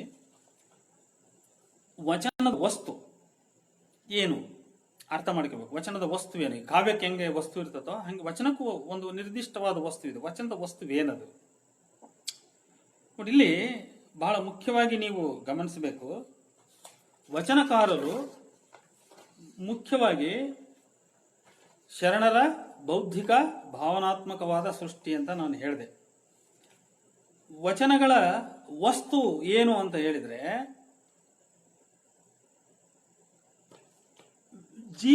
ಧಾರ್ಮಿಕ ಜೀವನದ ವಿಧಿವಿಧಾನಗಳು, ಆಚಾರ ವಿಚಾರಗಳು, ನಿಷೇಧಗಳು, ಆಧ್ಯಾತ್ಮಿಕ ಅನುಭವ ಮತ್ತು ಅನುಭವಗಳು, ಸತ್ಯ ಸಾಕ್ಷಾತ್ಕಾರಗಳನ್ನು ಅಭಿವ್ಯಕ್ತಪಡಿಸ್ತಕ್ಕಂಥದ್ದು ಇಲ್ಲಿ ವಚನ ಸಾಹಿತ್ಯದ ವಸ್ತು. ಈ ಅರ್ಥಗಳಷ್ಟೇ ಮುಖ್ಯವಾಗಿರ್ತಕ್ಕಂಥದ್ದು. ನಾನು ಆಗ್ಲೇ ಹೇಳಿದೆ, ಇದೊಂದು ಲಿಂಗಾಯತ ಧರ್ಮಶಾಸ್ತ್ರ ಅಂತ. ಆಮೇಲೆ ಇಲ್ಲಿ ನೋಡಿ, ವಚನ ಸಾಹಿತ್ಯದ ವಸ್ತುವನ್ನು ಬಹಳ ಸ್ಪಷ್ಟವಾಗಿ ಒಂದು ಲೀಸ್ಟ್ ಅನ್ನ ನಾನು ಮಾಡಿ ನಿಮ್ಗೆ ಹೇಳ್ತೇನೆ. ಶಿವಸ್ವರೂಪ. ನೀವು ವಚನ ಎಲ್ಲರ ವಚನಗಳನ್ನು ಓದ್ತಾ ಹೋಗ್ರಿ, ಅಲ್ಲಲ್ಲಿ ಶಿವನ ಸ್ವರೂಪವನ್ನ ವ್ಯಾಖ್ಯಾನ ಮಾಡಿರ್ತಕ್ಕಂಥ, ವರ್ಣಿಸಿರ್ತಕ್ಕಂಥ, ವಿವರಿಸಿರ್ತಕ್ಕಂಥ ವಚನಗಳು ನಿಮಗೆ ಸಿಗ್ತವೆ. ಆದ್ರಿಂದ ಶಿವಸ್ವರೂಪ ವಚನದ ಒಂದು ವಸ್ತು, ವಚನ ಸಾಹಿತ್ಯದ ಒಂದು ವಸ್ತು. ಅಷ್ಟಾವರಣದ ಗುರು, ಲಿಂಗ, ಜಂಗಮ ಇತ್ಯಾದಿಗಳೇನದವಲ್ಲ, ಪಾದೋದಕ, ಪ್ರಸಾದ, ಅವು ಕೂಡ ವಚನದ ಒಂದು ವಸ್ತು. ಷಟ್ಸ್ಥಲ ಸಿದ್ಧಾಂತ ಇದೆಯಲ್ಲ, ಅದು ಕೂಡ ವಚನದ ಒಂದು ವಸ್ತು. ನೀವು ಎಲ್ಲರ ವಚನ ಸಾಹಿತ್ಯ ಓದ್ತಾ ಹೋದ್ರೆ, ಉದಾಹರಣೆ ಚನ್ನಬಸವಣ್ಣನ ವಚನ ಇರ್ಬೋದು, ಬಸವಣ್ಣನ ವಚನ ಇರ್ಬೋದು. ಅಲ್ಲಮ ಪ್ರಭು ಇದ್ರ ಬಗ್ಗೆ ಅಷ್ಟು ತಲೆ ಕೆಡಿಸ್ಕೊಂಡಿಲ್ಲ. ಆದ್ರೆ ಚನ್ನಬಸವಣ್ಣ ಮತ್ತು ಬಸವಣ್ಣ ಮತ್ತು ಬೇರೆ ಇತರ ಕೆಲವು ವಚನಕಾರ ಇದ್ದಾರೆ. ಅವರು ಈ ಕೆಲವು ಷಟ್ಸ್ಥಲಗಳ ಬಗ್ಗೆ, ಈ ತರದ ಕೆಲವು ಶಾಸ್ತ್ರೀಯ ಟರ್ಮ್ಸ್ಗಳ ಬಗ್ಗೆ ಬಹಳಷ್ಟು ಚರ್ಚೆಗಳನ್ನು ಮಾಡಿದ್ದಾರೆ. ಹಾವಿನ ಹಾಳ ಕಲ್ಲೈನ ಅಂತ ಮಾಡಿದ್ದಾರೆ. ಆಮೇಲೆ ಧಾರ್ಮಿಕ ಆಚಾರಗಳ ಪ್ರತಿಪಾದನೆ ಅಂದ್ರೆ ಪಂಚಾಚಾರ, ಸದಾಚಾರ ಇತ್ಯಾದಿಗಳ ಪ್ರತಿಪಾದನೆ. ಆಮೇಲೆ ಅನಾಚಾರಗಳ ಟೀಕೆ, ವಿಮರ್ಶೆ, ಅನಾಚಾರಿಗಳನ್ನು ಅವರು ಬಹಳ ಖಂಡಿಸಿದ್ದಾರೆ ಅವರು. ಆಮೇಲೆ ಏಕದೇವೋಪಾಸನೆ ನೋಡಿ, ಇದು ಬಹಳ ಮುಖ್ಯವಾಗಿ ವಚನ ಸಾಹಿತ್ಯದ ಪ್ರತಿಪಾದನೆ, ಧರ್ಮತತ್ವದ ಪ್ರತಿಪಾದನೆಯಲ್ಲಿ ನೀವು ಇಷ್ಟಲಿಂಗ ಒಂದನ್ನೇ ಪೂಜಿಸಬೇಕು ಅನ್ನುವಂಥ ಮಾತುಗಳು ಮೇಲಿಂದ ಮೇಲೆ ಭಕ್ತರ ಎದೆಗೆ ಒಡೆದಂತೆ ಬರ್ತವೆ. ಯಾಕಂದ್ರೆ ವಚನಕಾರರು ಬಹುದೈವತ ವಿರೋಧಿಗಳಾಗಿದ್ರು ಅನ್ನುವುದನ್ನು ನಾವು ಗಮನಿಸಬೇಕು. ಅವರು ಶಿವನನ್ನ ಇಷ್ಟಲಿಂಗ ರೂಪದಲ್ಲಿ ಬಿಟ್ಟು ಬೇರೆ ಯಾವ ರೂಪದಲ್ಲೂ ಪೂಜೆ ಮಾಡ್ರಿ ಅಂತ ಹೇಳಲಿಲ್ಲ ಅವರು. ಆಮೇಲೆ ಮನೆಯಲ್ಲಿ ಬೇರೆ ಗಂಡ ಒಂದು ದೈವ, ಹೆಂಡತಿ ಒಂದು ದೈವ, ಈ ರೀತಿ ಮಾಡ್ಲಿಕ್ಕೆ ಅವಕಾಶ ಅವ್ರು ಕೊಡ್ಲಿಲ್ಲ. ಯಾಕಂದ್ರೆ ಅದು ಭವಿ ಆಚರಣೆ ಅಂತ ಹೇಳಿದ್ರು. ಅದರಿಂದ ಏಕದೇವೋಪಾಸನೆಯ ಪ್ರತಿಪಾದನೆ, ಇಷ್ಟಲಿಂಗ ಪೂಜೆಯ ಪ್ರತಿಪಾದನೆ ಬಹಳ ಮುಖ್ಯವಾದದ್ದು. ಇಷ್ಟಲಿಂಗ ಧರಿಸ್ತಕ್ಕಂಥದ್ದು ಕಡ್ಡಾಯ ಅನ್ನುವಂಥ ಮಾತುಗಳು ವಚನ ಸಾಹಿತ್ಯದಲ್ಲಿ ಬರ್ತದೆ. ಸೃಷ್ಟಿ ಮೀಮಾಂಸೆ, ಆಮೇಲೆ ಈ ವಿಶ್ವ ಹೇಗುಡ್ತು, ಜಗತ್ ಹೇಗುಡ್ತು ಅನ್ನುವಂಥ ಸೃಷ್ಟಿ ಮೀಮಾಂಸೆ ಕೂಡ ವಚನದಲ್ಲಿ ಸಿಗ್ತದೆ. ಆಮೇಲೆ ಶೈವ ಪುರಾತನರ ಸ್ಮರಣೆ ಅಂದ್ರೆ ಶರಣರಿಗೆ ಗೌರವ ತೋರಿಸಿರ್ತಕ್ಕಂಥದ್ದು. ಬಸವಣ್ಣ ಕೂಡ ತನ್ನ ಹಿಂದಿನ ವಚನಕಾರರಿಗೆ ಮತ್ತು ತನ್ನ ಸಮಕಾಲೀನ ವಚನಕಾರರಿಗೆ, ಮಡಿವಾಳ ಮಾಚ ಇರ್ಬೋದು, ಅಂಬಿಗರ ಚೌಡ ಇರ್ಬೋದು ಇತ್ಯಾದಿ ವಚನಕಾರರಿಗೆ ಅತ್ಯಂತ ಗೌರವವನ್ನು, ತನಗಿಂತ ಕಿರಿಯನಾಗಿರ್ತಕ್ಕಂಥ ಚನ್ನಬಸವಣ್ಣನನ್ನೇ ತನ್ನ ಗುರುವಿನ ಸಮಾನ ಅಂತ ಯಾರು ಬಸವಣ್ಣ ಭಾವಿಸ್ಕೊಳ್ತಾನೆ. ಆಮೇಲೆ ಶಿವನೊಡನೆ ಸಂಭಾಷಣೆ ಮಾಡ್ತಾರೆ ವಚನಕಾರರು. ಶಿವನೊಂದಿಗೆ ಮಾತಾಡ್ತಾರೆ ಅವರು, ತಮ್ಮ ಆತ್ಮಲಿಂಗದೊಂದಿಗೆ ಮಾತಾಡ್ತಾರೆ ಅವರು. ಆಮೇಲೆ ಭಕ್ತಿ ನೋಡಿ, ಭಕ್ತಿ ಅಂದ್ರೆ ಏನು ಅಂತ ಹೇಳ್ತಾರೆ, ಭಕ್ತ ಅಂದ್ರೆ ಏನು ಅಂತ ಹೇಳ್ತಾರೆ. ಆಮೇಲೆ ವ್ಯಕ್ತಿ ಸಂಬಂಧ ವಿಷಯಗಳು ಅಂದ್ರೆ ಭಕ್ತಿ ಮತ್ತು ಭಕ್ತ ಆಗಿರುವ ವ್ಯಕ್ತಿಗೆ ಸಂಬಂಧಿಸಿದಂತ ವಿಷಯಗಳನ್ನು ಚರ್ಚೆ ಮಾಡ್ತಾರೆ. ಆಮೇಲೆ ಸ್ವಗತ ವಿಮರ್ಶೆ ಇದೆ, ಇಂಟ್ರೋಸ್ಪೆಕ್ಷನ್, ಸೆಲ್ಫ್ ಕ್ರಿಟಿಸಿಸಮ್ ಅಂತ ಹೇಳಿದ್ರೆ ಅದು ಇದೆ. ಆಮೇಲೆ ಅಂತರಂಗ ಬಹಿರಂಗ ಶುದ್ಧತ್ವದ ಬಗ್ಗೆ ವಚನಕಾರರು ಮಾತಾಡ್ತಾರೆ. ಶರಣರೊಡನೆ ಸಂವಾದವನ್ನು ಮಾಡ್ತಾರೆ. ವೈದಿಕರ ಕುರಿತು ಟೀಕೆಯನ್ನು ಮಾಡ್ತಾರೆ. ಭವಿಭೃತ್ಯದ ವ್ಯತ್ಯಾಸ, ಭವಿಭೃತ್ಯ ಭಕ್ತ ಇವುಗಳ ವ್ಯತ್ಯಾಸದ ಬಗ್ಗೆ ಚರ್ಚೆ ಮಾಡ್ತಾರೆ. ಆಮೇಲೆ ಸಮಾಜ ಸಂಬಂಧಿ ವಿಷಯಗಳು ಮತ್ತು ಕೆಲವು ನಿಷೇಧಗಳನ್ನು ಮಾತಾಡ್ತಾರೆ. ಆಮೇಲೆ ಈಗ ಕೆಲವು ನೋಡಿ, ನೀವು ಇಂಥರ ಜೊತೆಗೆ ಹೋಗಿ ಊಟ ಮಾಡಬಾರದು, ಇಂಥ ಪಂಕ್ತಿಯಲ್ಲಿ ಕೂಡಬಾರದು ಅಂತ ಹೇಳ್ತಾರೆ. ಆಮೇಲೆ ಜನಸಾಮಾನ್ಯರಿಗೆ ನೀತಿ ಬೋಧಿಯನ್ನು ಹೇಳ್ತಾರೆ ಅವರು, ನೀವು ಈ ರೀತಿಯಾಗಿ ಬದುಕಬೇಕು, ಇಂಥವರೊಡನೆ ಕೂಡಬೇಕು, ಇಂಥವರೊಡನೆ ಕೂಡಬಾರದು ಅಂತ ಹೇಳ್ತಾರೆ. ಆಮೇಲೆ ಕುಲ ಜಾತಿಗಳ ನಿರಾಕರಣೆ ಮಾಡ್ತಾರೆ. ಇದು ಬಹಳ ಮುಖ್ಯ. ಇದು ಕೆಲವರು ಹೇಳ್ತಾರೆ ವೈದಿಕರನ್ನ ಇದು ಮಾಡೇ ಇಲ್ಲ, ಹಾಗೆ ಹೀಗೆ ಅನ್ನುವಂತ ಕೆಲವು ಚರ್ಚೆಗಳನ್ನು ನಾವು ಇತ್ತೀಚೆಗೆ ನೋಡಿದ್ದೇವೆ. ಆದರೆ ಬಹಳ ಸ್ಪಷ್ಟವಾಗಿ ವಚನ ಸಾಹಿತ್ಯದಲ್ಲಿ ವೈದಿಕ ಪರಂಪರೆಯನ್ನ ಟೀಕಿಸಿದ ಮತ್ತು ನಿರಾಕರಿಸಿದ ಸ್ಪಷ್ಟ ವಚನಗಳಲ್ಲಿ ಇದ್ದಾವೆ. ಆದ್ರಿಂದ ಇದನ್ನ ಅರ್ಥ ಮಾಡ್ಕೋಬೇಕು. ಆಮೇಲೆ ಭವಿ ಸಂಘ, ಭವಿ ಸಂಸ್ಕೃತಿ ನಿಷೇಧ, ಮಾಂಸ ಮದ್ಯ ಇದು ಯಾವುದಕ್ಕೂ ಅವಕಾಶ ಇಲ್ಲ. ಕೆಲವರು ಯಾರು ಹೇಳ್ಬಿಟ್ರು ಇತ್ತೀಚೆಗೆ ಲಿಂಗಾಯತ ಧರ್ಮದೊಳಗೆ ಮಾಂಸ ತಿನ್ಬೋದು, ಮದ್ಯ ತಿನ್ಬೋದು, ಇದು ಯಾವುದಕ್ಕೂ ಅವಕಾಶ ಇಲ್ಲ. ಅದು ತಪ್ಪು ತಿಳುವಳಿಕೆ, ತಪ್ಪು ಗ್ರಹಿಕೆ. ಅದೇ ರೀತಿಯಾಗಿ ಬಹುದೈವತ ಆರಾಧನೆಯನ್ನು ಟೀಕೆ ಮಾಡ್ತಾರೆ, ನಿಷೇಧ ಮಾಡ್ತಾರೆ. ಆಮೇಲೆ ಪೌರಾಣಿಕ ಸಂಗತಿಗಳ ಪ್ರಸ್ತಾಪ ಮತ್ತು ವಿಮರ್ಶೆ ಕೂಡ ಬರ್ತದೆ. ಪುರಾಣ ಸಂಗತಿಗಳ ಪ್ರಸ್ತಾಪ ಮತ್ತು ವಿಮರ್ಶೆ ಬರ್ತದೆ. ಇದು ವಚನದ ವಸ್ತು. ಇದು ಮುಖ್ಯವಾಗಿ ನೀವು ನೋಡ್ತಾ ಬಂದ್ರೆ ವಚನದ ವಸ್ತು ಇಷ್ಟು ವೈವಿಧ್ಯಮಯವಾಗಿ ನಿಮಗೆ ವಚನದ ವಸ್ತು ಸಿಗ್ತದೆ. ಹೀಗೆ ನಾವು ತಕ್ಷಣ ನೋಡಿ, ಯಾರು ಸೃಜನಶೀಲ ಸಾಹಿತ್ಯದ ಜಾತಿಗೆ ನೀವು ವಚನ ಸಾಹಿತ್ಯವನ್ನು ಸೇರಿಸ್ಲಿಕ್ಕೆ ಹೋಗ್ತೀರಿ, ದಯಮಾಡಿ ಈ ಎಲ್ಲ ಅಂಶಗಳನ್ನ ಪರಿಗಣಿಸಿ ಈ ಕಡೆ ಸೃಜನಶೀಲ ಸಾಹಿತ್ಯದಲ್ಲಿ ಇದೆಲ್ಲ ಇದೆಯಾ ಅಂತ ಕೇಳ್ಕೊಳ್ಳಿ. ನೀವು ಭವಿಭಕ್ತರ ಬಗ್ಗೆ ಸೃಜನಶೀಲ ಮಾತಾಡ್ತತ, ಇಂಥ ಧರ್ಮ ದೇವರನ್ನ ಪೂಜೆ ಮಾಡು ಅಂತ ಹೇಳ್ತದ. ಇದನ್ನ ನಾವು ಅರ್ಥ ಮಾಡ್ಕೋಬೇಕು. ವಚನ ಸಾಹಿತ್ಯಕ್ಕಿದ್ದ ನಿರ್ದಿಷ್ಟವಾದ ಉದ್ದೇಶ ಸೃಜನಶೀಲ ಸಾಹಿತ್ಯಕ್ಕಿದೆಯಾ? ಅದು ಒಂದು ಸೆಕ್ಟೇರಿಯನ್ ಸಾಹಿತ್ಯ. ಆಧುನಿಕ modern poetry is modern poetry a sectarian literature. ಇದನ್ನ ಅರ್ಥ ಮಾಡ್ಕೋಬೇಕು. ಆದ್ರೆ ಇದು ಸೆಕ್ಟೇರಿಯನ್ ಲಿಟರೇಚರ್. ಇದು ಒಂದು ಮತ ಪಂಥಕ್ಕೆ ಸಂಬಂಧಪಟ್ಟಂತ ಸಾಹಿತ್ಯ. ಇದು ಯಾವುದೋ ವಚನ ಸಾಹಿತ್ಯ ವೀರಶೈವ ಲಿಂಗಾಯತ ಧರ್ಮ ತತ್ವಕ್ಕೆ ಸಂಬಂಧಪಟ್ಟಂತ ಸಾಹಿತ್ಯ. ಇದು ನಾನ್ ಸೆಕ್ಟೇರಿಯನ್ ಸಾಹಿತ್ಯ ಅಲ್ಲ, ಇದು ಸೆಕ್ಟೇರಿಯನ್ ಸಾಹಿತ್ಯ. ಇದನ್ನ ಅರ್ಥ ಮಾಡ್ಕೋಬೇಕು. ಆಮೇಲೆ ಭಾಷೆ, ವಚನ ಭಾಷೆ ನೇರ ಸರಳ ಅನ್ನುವಂತ ಒಂದು ಅಭಿಪ್ರಾಯವನ್ನು ಹುಟ್ಟುಹಾಕಿದ್ದಾರೆ, ನಿಜ. ಆದ್ರೆ ಅಲ್ಲಿ ಕೆಲವು ಸಮಸ್ಯೆಗಳೇನಿದಾವೆ ಅದನ್ನು ನಾನು ಹೇಳ್ತೇನೆ. ವಚನ ಭಾಷೆ ನೇರ ಹಾಗೂ ಸರಳ ಎಂದು ಎನಿಸಿದರೂ ನಮ್ಮ ಕಾಲಕ್ಕೆ ಸುಮಾರು 8 ಶತಮಾನಗಳಷ್ಟು ಹಳೆಯ ಭಾಷೆಯಾಗಿರುವುದರಿಂದ ಆಧುನಿಕ ಓದುಗರಿಗೆ ವಚನಗಳನ್ನು ಹೃದಯ ಸ್ಪರ್ಶಿಯಾಗಿ ಓದಿ ಮನದಾಳದಲ್ಲಿ ಖಚಿತಾರ್ಥ ಮೂಡಿಸಿಕೊಳ್ಳುವುದು ಕಷ್ಟವೇ ಅಂತ ಹೇಳ್ಬೋದು. ಅದು ಕೇವಲ ಅಂದಿನ ಕಾಲದ ಪ್ರಚಲಿತ ಪದ ಮತ್ತು ವೀರಶೈವ ಲಿಂಗಾಯತ ಧರ್ಮತತ್ವ ಸಂಬಂಧಿ ಪರಿಭಾಷೆಗಳಿಂದ ಮಾತ್ರವಲ್ಲ, ವಚನಕಾರರ ವಾಕ್ಯ ರಚನೆ ಶೈಲಿಯ ಅಂಶವೂ ಕೂಡ ಆಧುನಿಕರಿಗೆ ವಚನಾಭ್ಯಾಸವು ಕ್ಲಿಷ್ಟವೆನಿಸುವಂತೆ ಮಾಡಿದೆ. ಅವರ ಸೆಂಟೆನ್ಸ್ ಸ್ಟ್ರಕ್ಚರ್ ಏನೈತಲ್ಲ, ಅದು ಕೂಡ ಕೆಲವೊಮ್ಮೆ ನಮಗೆ ತಕ್ಷಣ ಅರಗಲ್ಲ. ಇದನ್ನ ನಾವು ಅರ್ಥ ಮಾಡ್ಕೋಬೇಕು. ನೋಡಿ, ಕೆಲವೊನ್ನಲ್ಲಿ ನಾನು ಉದಾಹರಣಾರ್ಥವಾಗಿ ನೀಡ್ತೀನಿ. ನೋಡಿ, ಏಗುವುದು ಅಂದ್ರೆ ಏನು ಮಾಡುವುದು. ಆಮೇಲೆ ಬೆಸೆನೆಂಬುದು, ಬೆಸೆನೆಂಬುದು, ಏಗುವುದು ಬೆಸೆನೆಂಬುದು. ಆಮೇಲೆ ಹಂದೆ ಅಂದ್ರೆ ಹೇಡಿ ಅಂತ. ಓಡೆತ್ತ ಅಂದ್ರೆ ಪಾತ್ರೆ, ಹಂಚು, ಓಡೆತ್ತ ಬಲ್ಲದು ಅದೆಂತದ ಸವಿ ಅಂತ ಮಾತು ಬರ್ತದೆ. ನೋಡಿ, ಇವೆಲ್ಲ ಇವತ್ತು ಪದಗಳು ನಮ್ಮಲ್ಲಿ ಪ್ರಚಲಿತದಲ್ಲಿಲ್ಲ. ಆಮೇಲೆ ಒಪ್ಪಚ್ಚಿ, ಸ್ವಲ್ಪವೂ ಎಷ್ಟು ಮಾತ್ರವೂ ಅಂತ. ತವರಾಜ, ಬಿಳಿ ಸಕ್ಕರೆ. ಆಮೇಲೆ ಹೇಗತನ, ದಡ್ಡತನ. ಹಂಜರ, ಪಂಜರ. ಬಲ್ಲಿತ್ತು ಅಂದ್ರೆ ಗಟ್ಟಿಯಾದ ಅಂತ. ಕೈ ಅಂದ್ರೆ ಹೊಲ ಅಂತ. ನೋಡಿ, ಇಲ್ಲಿ ಕೈ ಏನಾದ್ರೂ ವರ್ತಮಾನ ಕಾಲದ ಕ್ರಿಯೆ. ಕಾಡಿಹಿತು, ಭೂತಕಾಲ, ಕಾಡಿತ್ತು. ವರ್ತಮಾನ ಕಾಲ ವಚನ ಭಾಷೆಯಲ್ಲಿ ಕಾಡಿಹಿತು ಅಂದ್ರೆ ಇದು ವರ್ತಮಾನ, ಪ್ರೆಸೆಂಟ್ ಟೆನ್ಸ್ ಅಂತ. ಕಾಡಿತ್ತು ಅಂದ್ರೆ ಭೂತಕಾಲ. ನೀ ಹೋಹಾಗಳಕ್ಕೆ ಬಾಹಾಗಳಕ್ಕೆ ಅಕ್ಕೆ ಬಾರದ ಮುನ್ನ ಪೂಜಿಸು ಕೂಡಲ ಸಂಗಮ ದೇವನ. ನೋಡಿ, ಈ ಸಾಲುಗಳು ಆಧುನಿಕ ಓದುಗರಿಗೆ ತಕ್ಷಣ ಅರ್ಥವೇ ಆಗುವುದಿಲ್ಲ. ಇವು ನೀ ಹೋಹಾಗಳಕ್ಕೆ ಬಾಹಾಗಳಕ್ಕೆ ಅಕ್ಕೆ ಬಾರದ ಮುನ್ನ ಪೂಜಿಸು ಕೂಡಲ ಸಂಗಮ ದೇವನ. ನೋಡಿ, ಇಲ್ಲಿ ಅಕ್ಕೆ ಎಂದರೆ ದುಃಖ ಎಂದರ್ಥ. ನೀನು ಹೋಹಾಗ ಅಂದ್ರೆ ಹೋಗುವಾಗ ಅಂತ. ಹೋಗುವಾಗಲೂ ದುಃಖವೇ, ಬಾಹಾಗ ಬರುವಾಗಲೂ ದುಃಖವೇ. ಆ ದುಃಖ ನಿನ್ನನ್ನು ಅಪ್ಪಳಿಸುವ ಮುನ್ನವೇ ಕೂಡಲ ಸಂಗಮನನ್ನು ಪೂಜಿಸು ಎಂದು ಬಸವಣ್ಣ ಜನಸಾಮಾನ್ಯನಿಗೆ ನೀತಿ ಬೋಧೆಯನ್ನು ಮಾಡುತ್ತಾನೆ. ಅಕ್ಕೆ ಎಂದರೆ ದುಃಖ ಎಂಬುದು ಆಧುನಿಕ ಕನ್ನಡದಲ್ಲಿ ಬಳಕೆಯಿಂದ ದೂರ ಸರಿದಿದೆ ಎಂದೆನಿಸುತ್ತದೆ. ಅದೇ ರೀತಿ ಕೈ ಅನ್ನೋ ಪದ ತೆಗೆದುಕೊಳ್ಳಿ ನೀವು. ಕೈ ಪದದಿಂದ ಬಂದಿದೆ. ಕೆಯ್ಯ ಅನ್ನೋದು ಕೈ ಪದದಿಂದ ಬಂದಿದೆ. ಕೈ ಅಂದ್ರೆ ಮಾಡು ಅಂತ. ಹಸ್ತ, ಕರ, ಕೈ ಈ ಅರ್ಥಗಳು ಕೂಡ ಇದಾವೆ. ಮರದ ಕೊಂಬೆ, ಹಿಂಗ್ ಬೇರೆ ಬೇರೆ ಅರ್ಥಗಳಿದಾವೆ. ಹೀಗೆಲ್ಲ ನೂರಾರು ಅರ್ಥ ನೀಡುವ ಕಿಟಲ್ ಒಂದು ಕಡೆ ಕೈ ಹೊಲ ಅಂದರೆ ಚಿಕ್ಕ ಹೊಲ ಎಂದರ್ಥ ನೀಡುತ್ತಾನೆ. ಕೈ ಹೊಲ ಸಣ್ಣ ಹೊಲ ಅಂತ. ಕೇಯು ಮುಂತಾದ ಲೈಂಗಿಕ ಕ್ರಿಯೆಯ ಅರ್ಥವೂ ಕೂಡ ಜನರಲ್ಲಿ ರೂಢಿಗತವಾಗಿದೆ. ಆದ್ರಿಂದ ಹೊಲ ಎಂಬುದಂತೂ ಕಲ್ಪನೆಗೆ ದೂರವೇ. ಇಲ್ಲಿ ಕೈ ಅಂದ್ರೆ ಹೊಲ ಅನ್ನೋದು ತಕ್ಷಣ ನಮ್ಮ ಕಲ್ಪನೆಗೆ ಬರಲ್ಲ. ಅದು ಕೈ ಅಂದ್ರೆ ಏನಾದ್ರೂ ಮಾಡುವ ಅನ್ನೋ ಅರ್ಥ ಬರ್ಬೋದು.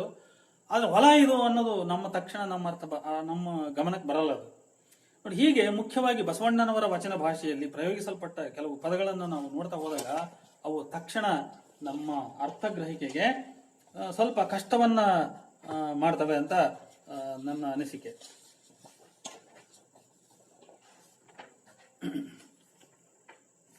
ಇನ್ನ ಎರಡನೇ ಪಾಯಿಂಟ್ ಹೇಳ್ತೇನೆ. ಇಲ್ಲಿ ಕೆಲವು ಶೈಲಿಗೆ ಅಂದ್ರೆ ಈ ಬಗೆಯ ಶೈಲಿಗೆ ಅನುರೂಪವಾದ ಇನ್ನೊಂದು ವಚನ ಇದೆ. ಇನ್ನೊಂದು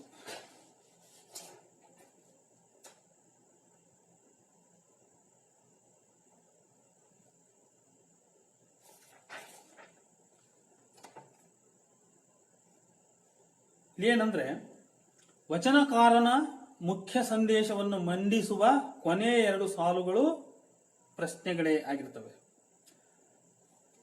ವಚನವು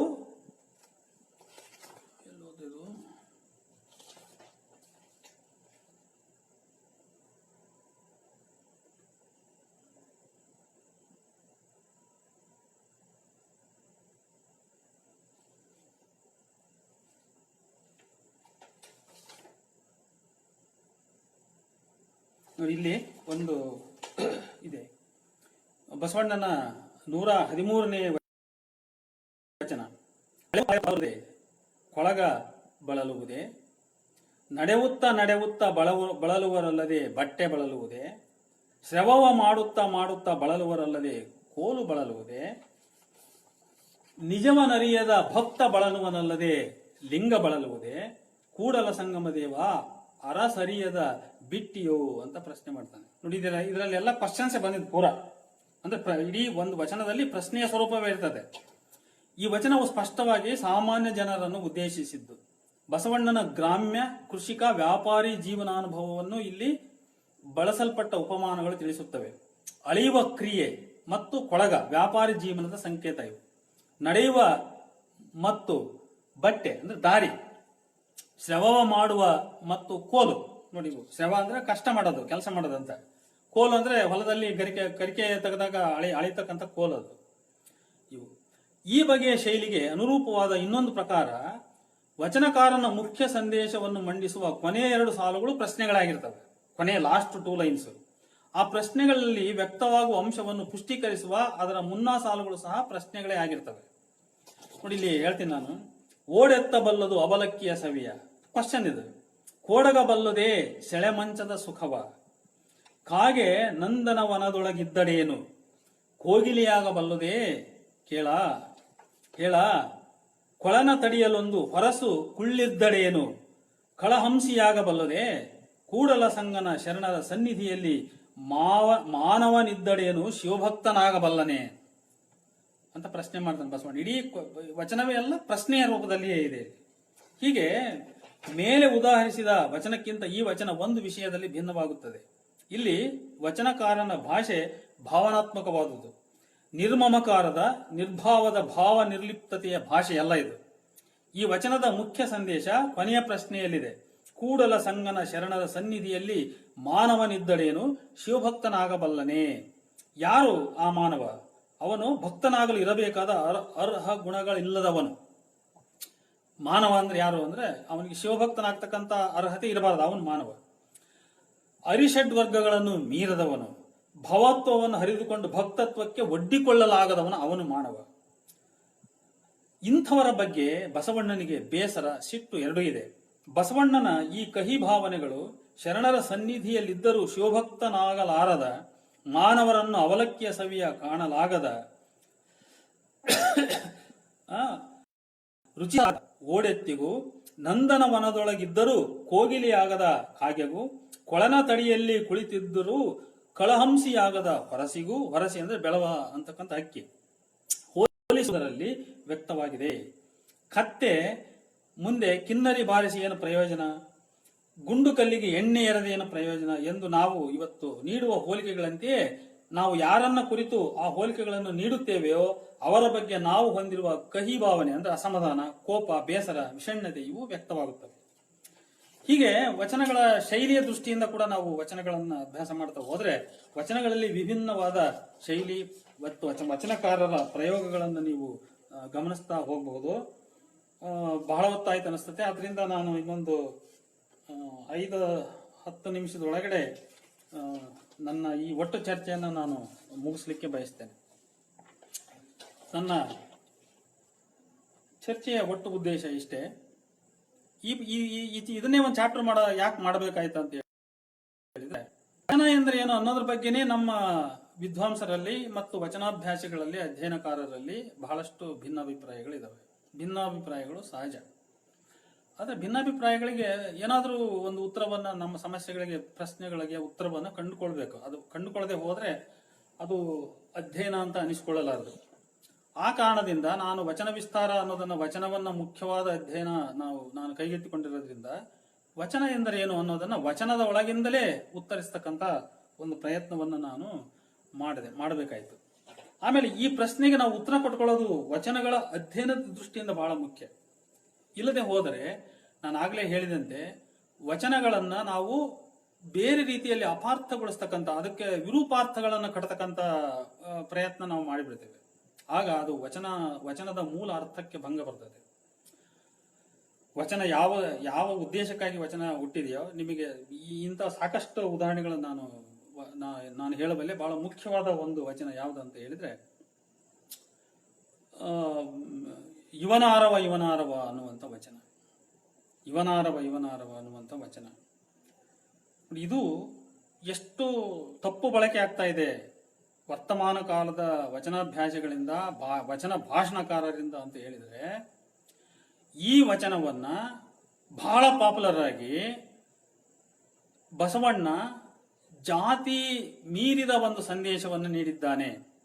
ಬೇರೆ ಜಾತಿಯವರೆಲ್ಲರೂ ನಮ್ಮವರು, ಇವರು ಕೆಳಜಾತಿಯವರು, ನೀವ್ಯಾರು, ನೀವು ಅವರು ಇವರು ಅಂತ ನಾವು ಅನ್ನಲ್ಲ. ಆ ಭೇದ ನಮ್ಮಲ್ಲಿಲ್ಲ. ನೀವೆಲ್ಲರೂ ನಮ್ಮವರು ಅನ್ನುವಂತ ಐಕ್ಯ ಭಾವನೆ, ಸಮರಸದ ಭಾವನೆ, ಸಾಮರಸ್ಯದ ಭಾವನೆಯನ್ನ ಈ ವಚನ ವ್ಯಕ್ತಪಡಿಸ್ತದೆ ಅನ್ನುವಂಥದ್ದು ಆಧುನಿಕ ವಚನಾಭ್ಯಾಸಿಗಳ ಬಹಳ ಸ್ಪಷ್ಟವಾದ ಗ್ರಹಿಕೆ. ಇದರ ಬಗ್ಗೆ ಸಾಕಷ್ಟು ಭಾಷಣ ಕೇಳಿದ್ದೇನೆ, ಸಾಕಷ್ಟು ಬರಹಗಳನ್ನು ನೋಡಿದ್ದೇನೆ. ಆದರೆ ನನ್ನ ಪ್ರಕಾರ ಇದು ತಪ್ಪು. ಈ ವಚನ ಬಹಳ ಸ್ಪಷ್ಟವಾಗಿ ಬಸವಣ್ಣನ ವೈಯಕ್ತಿಕ ಜೀವನದ ಸಂದರ್ಭದಲ್ಲಿ ಹುಟ್ಟಿರ್ತಕ್ಕಂಥದ್ದು. ಏನದು ವೈಯಕ್ತಿಕ ಜೀವನದ ಸಂದರ್ಭ ಅಂತ ಹೇಳಿದ್ರೆ, ಬಸವಣ್ಣ ಚಿಕ್ಕ ವಯಸ್ಸಿನಲ್ಲಿ ತನಗೆ ನೀಡಿರ್ತಕ್ಕಂಥ ಉಪನಯನವನ್ನ ಕಿತ್ತೆಸೆದು ಅವನು ಕೂಡಲ ಸಂಗಮಕ್ಕೆ ಹೋಗಿ ನೆಲೆಸಿದಾಗ ಅಲ್ಲಿಯ ಜನ ಬಸವಣ್ಣನನ್ನ ಪರಕೀಯವಾಗಿ ಕಂಡಿರುವ ಸಾಧ್ಯತೆಯುಂಟು. ಯಾಕಂದ್ರೆ ಬ್ರಾಹ್ಮಣ ವೈದಿಕ ಸಂಪ್ರದಾಯದಲ್ಲಿ ಒಬ್ಬ ಮನುಷ್ಯ ಉಪನಯನವನ್ನ ಮೀರಿದ್ದ ಅಂತ ಹೇಳಿದ್ರೆ, ಅವನ ಮೇಲೆ ಆ ಉಪನಯನದ ಕುರುಹು ಇಲ್ಲ ಅಂತ ಹೇಳಿದ್ರೆ ಅವನೊಬ್ಬ ಶೂದ್ರ ಸಮಾನವಾದ ವ್ಯಕ್ತಿ ಆಗ್ತಾನೆ. ಅಂಥ ಸಂದರ್ಭದಲ್ಲಿ ಬಸವಣ್ಣನನ್ನ ಕೂಡಲ ಸಂಗಮದ ಕಪ್ಪಡಿ ಸಂಗಮೇಶ್ವರ ದೇವಾಲಯದ ಸ್ಥಾನಾಚಾರ್ಯರು ಮತ್ತು ಅಲ್ಲಿಯವರು ಬಸವಣ್ಣನನ್ನ ಒಳಗಡೆ ಬಿಟ್ಟುಕೊಂಡಿಲ್ಲ. ಭಕ್ತಲೋಕ ಬಸವಣ್ಣನನ್ನ ತಕ್ಷಣ ತಮ್ಮವರು ಎಂದು ಭಾವಿಸಿಲ್ಲ. ಆ ಕಾರಣಕ್ಕಾಗಿ ಬಸವಣ್ಣ ಆ ಭಕ್ತ ಲೋಕದವರ ಮುಂದೆ ಪರಿಪರಿಯಾಗಿ ಬೇಡಿಕೊಳ್ಳುತ್ತಾನೆ, ನನ್ನನ್ನ ನೀವು ಬೇರೆ ಯಾರೋ ಅಂತ ಹೇಳ್ಬೇಡ್ರಿ, ನೀವು ಇವನಾರವ ಇವನಾರವ ಅಂತ ಹೇಳ್ಬೇಡ್ರಿ, ಇವ ನಮ್ಮವ ಅಂತ ನಿಮ್ಮೊಳಗೆ ನನ್ನನ್ನ ಸೇರಿಸಿಕೊಳ್ಳಿ. ಆನುದೇವ ಹೊರಗಣವನು ಅನ್ನುವಂತ ಮಾತಿಗೆ ಅರ್ಥ ಇಲ್ಲಿಯೇ ಇರೋದು. ಆನುದೇವ ಹೊರಗಣವನು. ನಾನು ಯಾಕೆ ಹೊರಗಣವನು ಅಂತ ಹೇಳಿದ್ರೆ, ನಾನು ಇನ್ನು ಭಕ್ತನಾಗಬೇಕು, ನಾನು ಶಿವಭಕ್ತನಾಗಬೇಕು, ನನಗೆ ದೀಕ್ಷೆಯನ್ನ ಕೊಡಿ, ನಿಮ್ಮೊಡನೆ ನನ್ನನ್ನ ಸೇರಿಸಿಕೊಳ್ಳಿ ಅಂತೇಳಿ ವಿನಂತಿಯನ್ನು ಮಾಡಿಕೊಳ್ತಾ ಇದ್ದಾನೆ ಬಸವಣ್ಣ. ಅಂಥ ಸಂದರ್ಭದಲ್ಲಿ ಹುಟ್ಟಿರ್ತಕ್ಕಂಥ ಆ ವಚನವನ್ನ, ಇವನಾರವ ಎನ್ನುವಂತ, ಆನುದೇವ ಹೊರಗಣವನು ಎನ್ನುವಂತ ಮಾತನ್ನ, ಆ ಸಂದರ್ಭವನ್ನ ಬಿಟ್ಟು, ಅದರಿಂದ ಕಿತ್ತು, ಅದನ್ನ ಆಧುನಿಕ ಜೀವನದ ಯಾವುದೋ ಮತ್ತೊಂದು ಸಂದರ್ಭಕ್ಕಿಟ್ಟು ಅರ್ಥೈಸ್ತಕ್ಕಂಥದ್ದು ಇದೊಂದು ವಿಪರ್ಯಾಸ. ಇದು ಗೊತ್ತಾಯ್ತಾ? ಆದ್ರಿಂದ ವಚನ ಸಾಹಿತ್ಯವನ್ನ ಮೂಲತಃ ಅದು 12ನೇ ಶತಮಾನದ ಯಾವ ಬದುಕಿನ ಸಂದರ್ಭದಲ್ಲಿ ಯಾವ ಉದ್ದೇಶಕ್ಕಾಗಿ ಹುಟ್ಟಿದೆಯೋ ಆ ಉದ್ದೇಶವನ್ನ ಮೀರಿ, ಆ ಸಂದರ್ಭವನ್ನ ಬಿಟ್ಟು, ಅದರ ಆಚೆಗೆ, ಅದರ ಚೌಕಟ್ಟನ್ನ ಬಿಟ್ಟು ಅದರ ಆಚೆಗೆ ವಚನಗಳನ್ನು ಅರ್ಥೈಸ್ತಕ್ಕಂಥದ್ದು ಸರಿಯಾದ ಕ್ರಮವಲ್ಲ. ವಚನ ಸಾಹಿತ್ಯ ಅದು ವೀರಶೈವ ಲಿಂಗಾಯತ ಧರ್ಮದ ಪ್ರಸಾರದ ತತ್ವ ಪ್ರತಿಪಾದನೆಯ ಸಾಹಿತ್ಯ. ಆ ಲಿಂಗಾಯತ ಧರ್ಮದ ಚೌಕಟ್ಟಿನ ಒಳಗಡೆನೆ ಅದಕ್ಕೆ ಅರ್ಥವನ್ನು ಹುಡುಕಬೇಕು ವಿನಃ ಅದನ್ನ ಬೇರೆ ರೀತಿಯ ಆಧುನಿಕ ಬದುಕಿಗೆ ತೆಗೆದುಕೊಂಡು ಬಂದು ಅದನ್ನ ಅನ್ವಯಿಸೋದು ಅಲ್ಲ. ಅದು ಅದರ ನೀತಿ ಬೋಧಗಳನ್ನ, ಆಶಯಗಳನ್ನ ನಾವು ಹೇಳ್ಬಹುದು. ಅದರ ಒಂದು ಡೈಡಕ್ಟಿಕ್ ಅಂಶಗಳೇನಿರ್ತಾವಲ್ಲ ಅದನ್ನ ನಾವು ನಮ್ಮ ಆಧುನಿಕ ಸಮಾಜಕ್ಕೆ ನಾವು ಹೇಳ್ಬಹುದು, ನೀತಿ ಪಾಠಗಳಾಗಿ ಹೇಳ್ಬೋದು, ಅದು ತಪ್ಪಲ್ಲ. ಆದರೆ ವಚನದ ಮೂಲಾರ್ಥ ಏನಿದೆ ಅನ್ನುವಂಥದ್ದನ್ನು ನಾವು ಮುಖ್ಯವಾಗಿ ಗಮನಿಸಬೇಕದನ್ನ. ಅದರಿಂದ ಈ ರೀತಿಯಾಗಿ ವಚನದ ಮೂಲಾರ್ಥಗಳನ್ನು ನಾವು ಹುಡುಕಬೇಕಾದ್ರೆ ಮೊದಲು ವಚನ ಸಾಹಿತ್ಯ, ವಚನ ಅಂದ್ರೆ ಏನು ಅನ್ನೋದನ್ನ ಅರ್ಥ ಮಾಡ್ಕೋಬೇಕು. ಸಾಹಿತ್ಯ ಅನ್ನೋದು ನಾವು ಸಾಮಾನ್ಯವಾದ ಭಾಷೆಯಾಗಿ ಬಳಸ್ತಾ ಇದ್ದೇವೆ, ಗೊತ್ತಾಯ್ತಾ. ಈಗ ಎಲ್ಲದೂ ಲಿಟ್ರೇಚರೇ, ಒಂದು ಕಾಲಕ್ಕೆ ಎಲ್ಲದೂ ಕಾವ್ಯವೇ ಆಗಿತ್ತು. ಈಗ ಇವತ್ತು ಎಲ್ಲದೂ ಲಿಟ್ರೇಚರೇ. ಸೈನ್ಸ್ ಬಗ್ಗೆ ಬರೆದಿರೋದು ಲಿಟ್ರೇಚರೇ, ಟೆಕ್ನಾಲಜಿ ಬಗ್ಗೆ ಬರೆದಿರೋದು ಲಿಟ್ರೇಚರೇ, ಮೆಡಿಕಲ್ ಬಗ್ಗೆ ಬರೆದಿರೋದು ಲಿಟ್ರೇಚರೇ, ಎಲ್ಲದೂ ಲಿಟ್ರೇಚರೇ. ಆದ್ರೆ ಹಾಗಲ್ಲ, ಕೆಲವು ಶಾಸ್ತ್ರೀಯವಾದ ವಿಷಯಗಳಿರ್ತವೆ, ಕೆಲವು ಅಶಾಸ್ತ್ರೀಯವಾದ ವಿಷಯಗಳಿರ್ತವೆ, ಕೆಲವು ಕಲ್ಪನೆಗೆ ಸಂಬಂಧಪಟ್ಟ ಕೇವಲ ಈಸ್ಥೆಟಿಕ್ ಪ್ಲೀಜರ್ಗೆ ಸಂಬಂಧಪಟ್ಟ ವಿಷಯಗಳಿರ್ತವೆ. ನಾವು ಯಾವುದನ್ನು ಇವತ್ತು ಸೃಜನಶೀಲ ಸಾಹಿತ್ಯ ಅಥವಾ ಕಲೆಗಾಗಿ ಕಲೆ ಅನ್ನುವಂತಹ ಸಾಹಿತ್ಯದ ಬಗ್ಗೆ ಮಾತಾಡ್ತಾ ಇದ್ದೇವೋ ಅದು ಕೇವಲ ಈಸ್ಥೆಟಿಕ್ ಪ್ರಧಾನವಾಗಿರ್ತಕ್ಕಂಥ ಪ್ಲೀಜರ್ಗೆ ಸಂಬಂಧಪಟ್ಟಂತ ಸಾಹಿತ್ಯ. ವಚನಗಳನ್ನು ಓದುವಾಗ ನನಗೆ ಈಸ್ಥೆಟಿಕ್ ಪ್ಲೀಜರ್ ಸಿಗಬಹುದು, ಅದು ಬೇರೆ ಮಾತು, ಅದು ಆನುಷಂಗಿಕ. ಆದರೆ ವಚನ ಸಾಹಿತ್ಯ ಮುಖ್ಯವಾಗಿ ಈಸ್ಥೆಟಿಕ್ ಪ್ಲೀಜರ್ ಕೊಡ್ಲಿಕ್ಕಾಗಿಯೇ ಹುಟ್ಟಿರ್ತಕ್ಕಂಥದ್ದಲ್ಲ.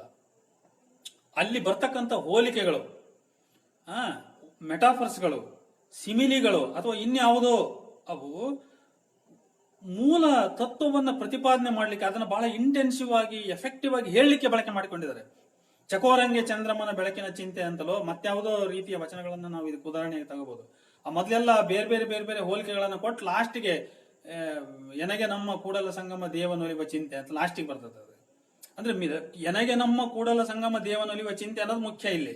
ಆ ಮೇಲೆ ಬಂದವೆಲ್ಲ ಹೋಲಿಕೆ. ಅವು ಆ ಹೋಲಿಕೆಯಲ್ಲಿ ನಮಗೆ ಸಾಹಿತ್ಯ ಸೌಂದರ್ಯ ನಮಗೆ ಸಿಗಬಹುದು. ಅದನ್ನ ಸಾಹಿತ್ಯ ಸೌಂದರ್ಯವನ್ನು ಸವಿಯವರಿಗೆ ಯಾರು ಬೇಡ ಅಂತ ಹೇಳಲ್ಲ, ಅದು ಸಹಜ. ಆದರೆ ವಚನ ಸಾಹಿತ್ಯದ ಮುಖ್ಯ ಉದ್ದೇಶ ಚಕೋರಂಗೆ ಚಂದ್ರಮನ ಬೆಳಕಿನ ಚಿಂತೆ ಹೇಳೋದಲ್ಲ, ಎನಗೆ ನಮ್ಮ ಕೂಡಲ ಸಂಗಮ ದೇವನೊಲಿವ ಚಿಂತೆ, ಇದನ್ನ ಹೇಳ್ತಕ್ಕಂಥದ್ದು ವಚನ ಸಾಹಿತ್ಯದ ಮುಖ್ಯ ಉದ್ದೇಶ. ಆದ್ರಿಂದ ನಾನು ಇಲ್ಲಿಯವರೆಗೂ ಸುಮಾರು 1 ಗಂಟೆ ನನ್ನ ಈ 4 ಮಾತುಗಳನ್ನ, ವಚನ ಎಂದರೇನು ಎನ್ನುವ ಕುರಿತು 4 ಮಾತುಗಳನ್ನು ಕೇಳಿರ್ತಕ್ಕಂಥ ತಮ್ಮೆಲ್ಲರಿಗೂ ವಂದಿಸಿ ನಾನು 4 ಮಾತು ಮುಗಿಸ್ತಾ ಇದ್ದೇನೆ. ಮತ್ತೆ ನಾನು ಇನ್ನು ವಚನ ಸಾಹಿತ್ಯದ ಬಗ್ಗೆ ಆವಾಗ ಮತ್ತೆ ಬೇರೆ ಬೇರೆ ಮಾತಾಡಬಹುದು. ನಾಳೆ ಮತ್ತೆ ಸಮಯ ಸಿಕ್ಕರೆ ನಾಳೆ 7 ಗಂಟೆ ಅಥವಾ 7:15ಗೆ ಇನ್ನೊಂದು ಯಾವುದಾದ್ರೂ ವಿಷಯವನ್ನು ಕುರಿತು ನಾನು ಮಾತಾಡಬಹುದು. ಅದನ್ನು ನಾನು ಫೇಸ್ಬುಕ್ ಅಲ್ಲಿ ಹಾಕ್ತೇನೆ. ಎಲ್ಲರಿಗೂ ಮತ್ತೊಮ್ಮೆ ನಮಸ್ಕಾರ.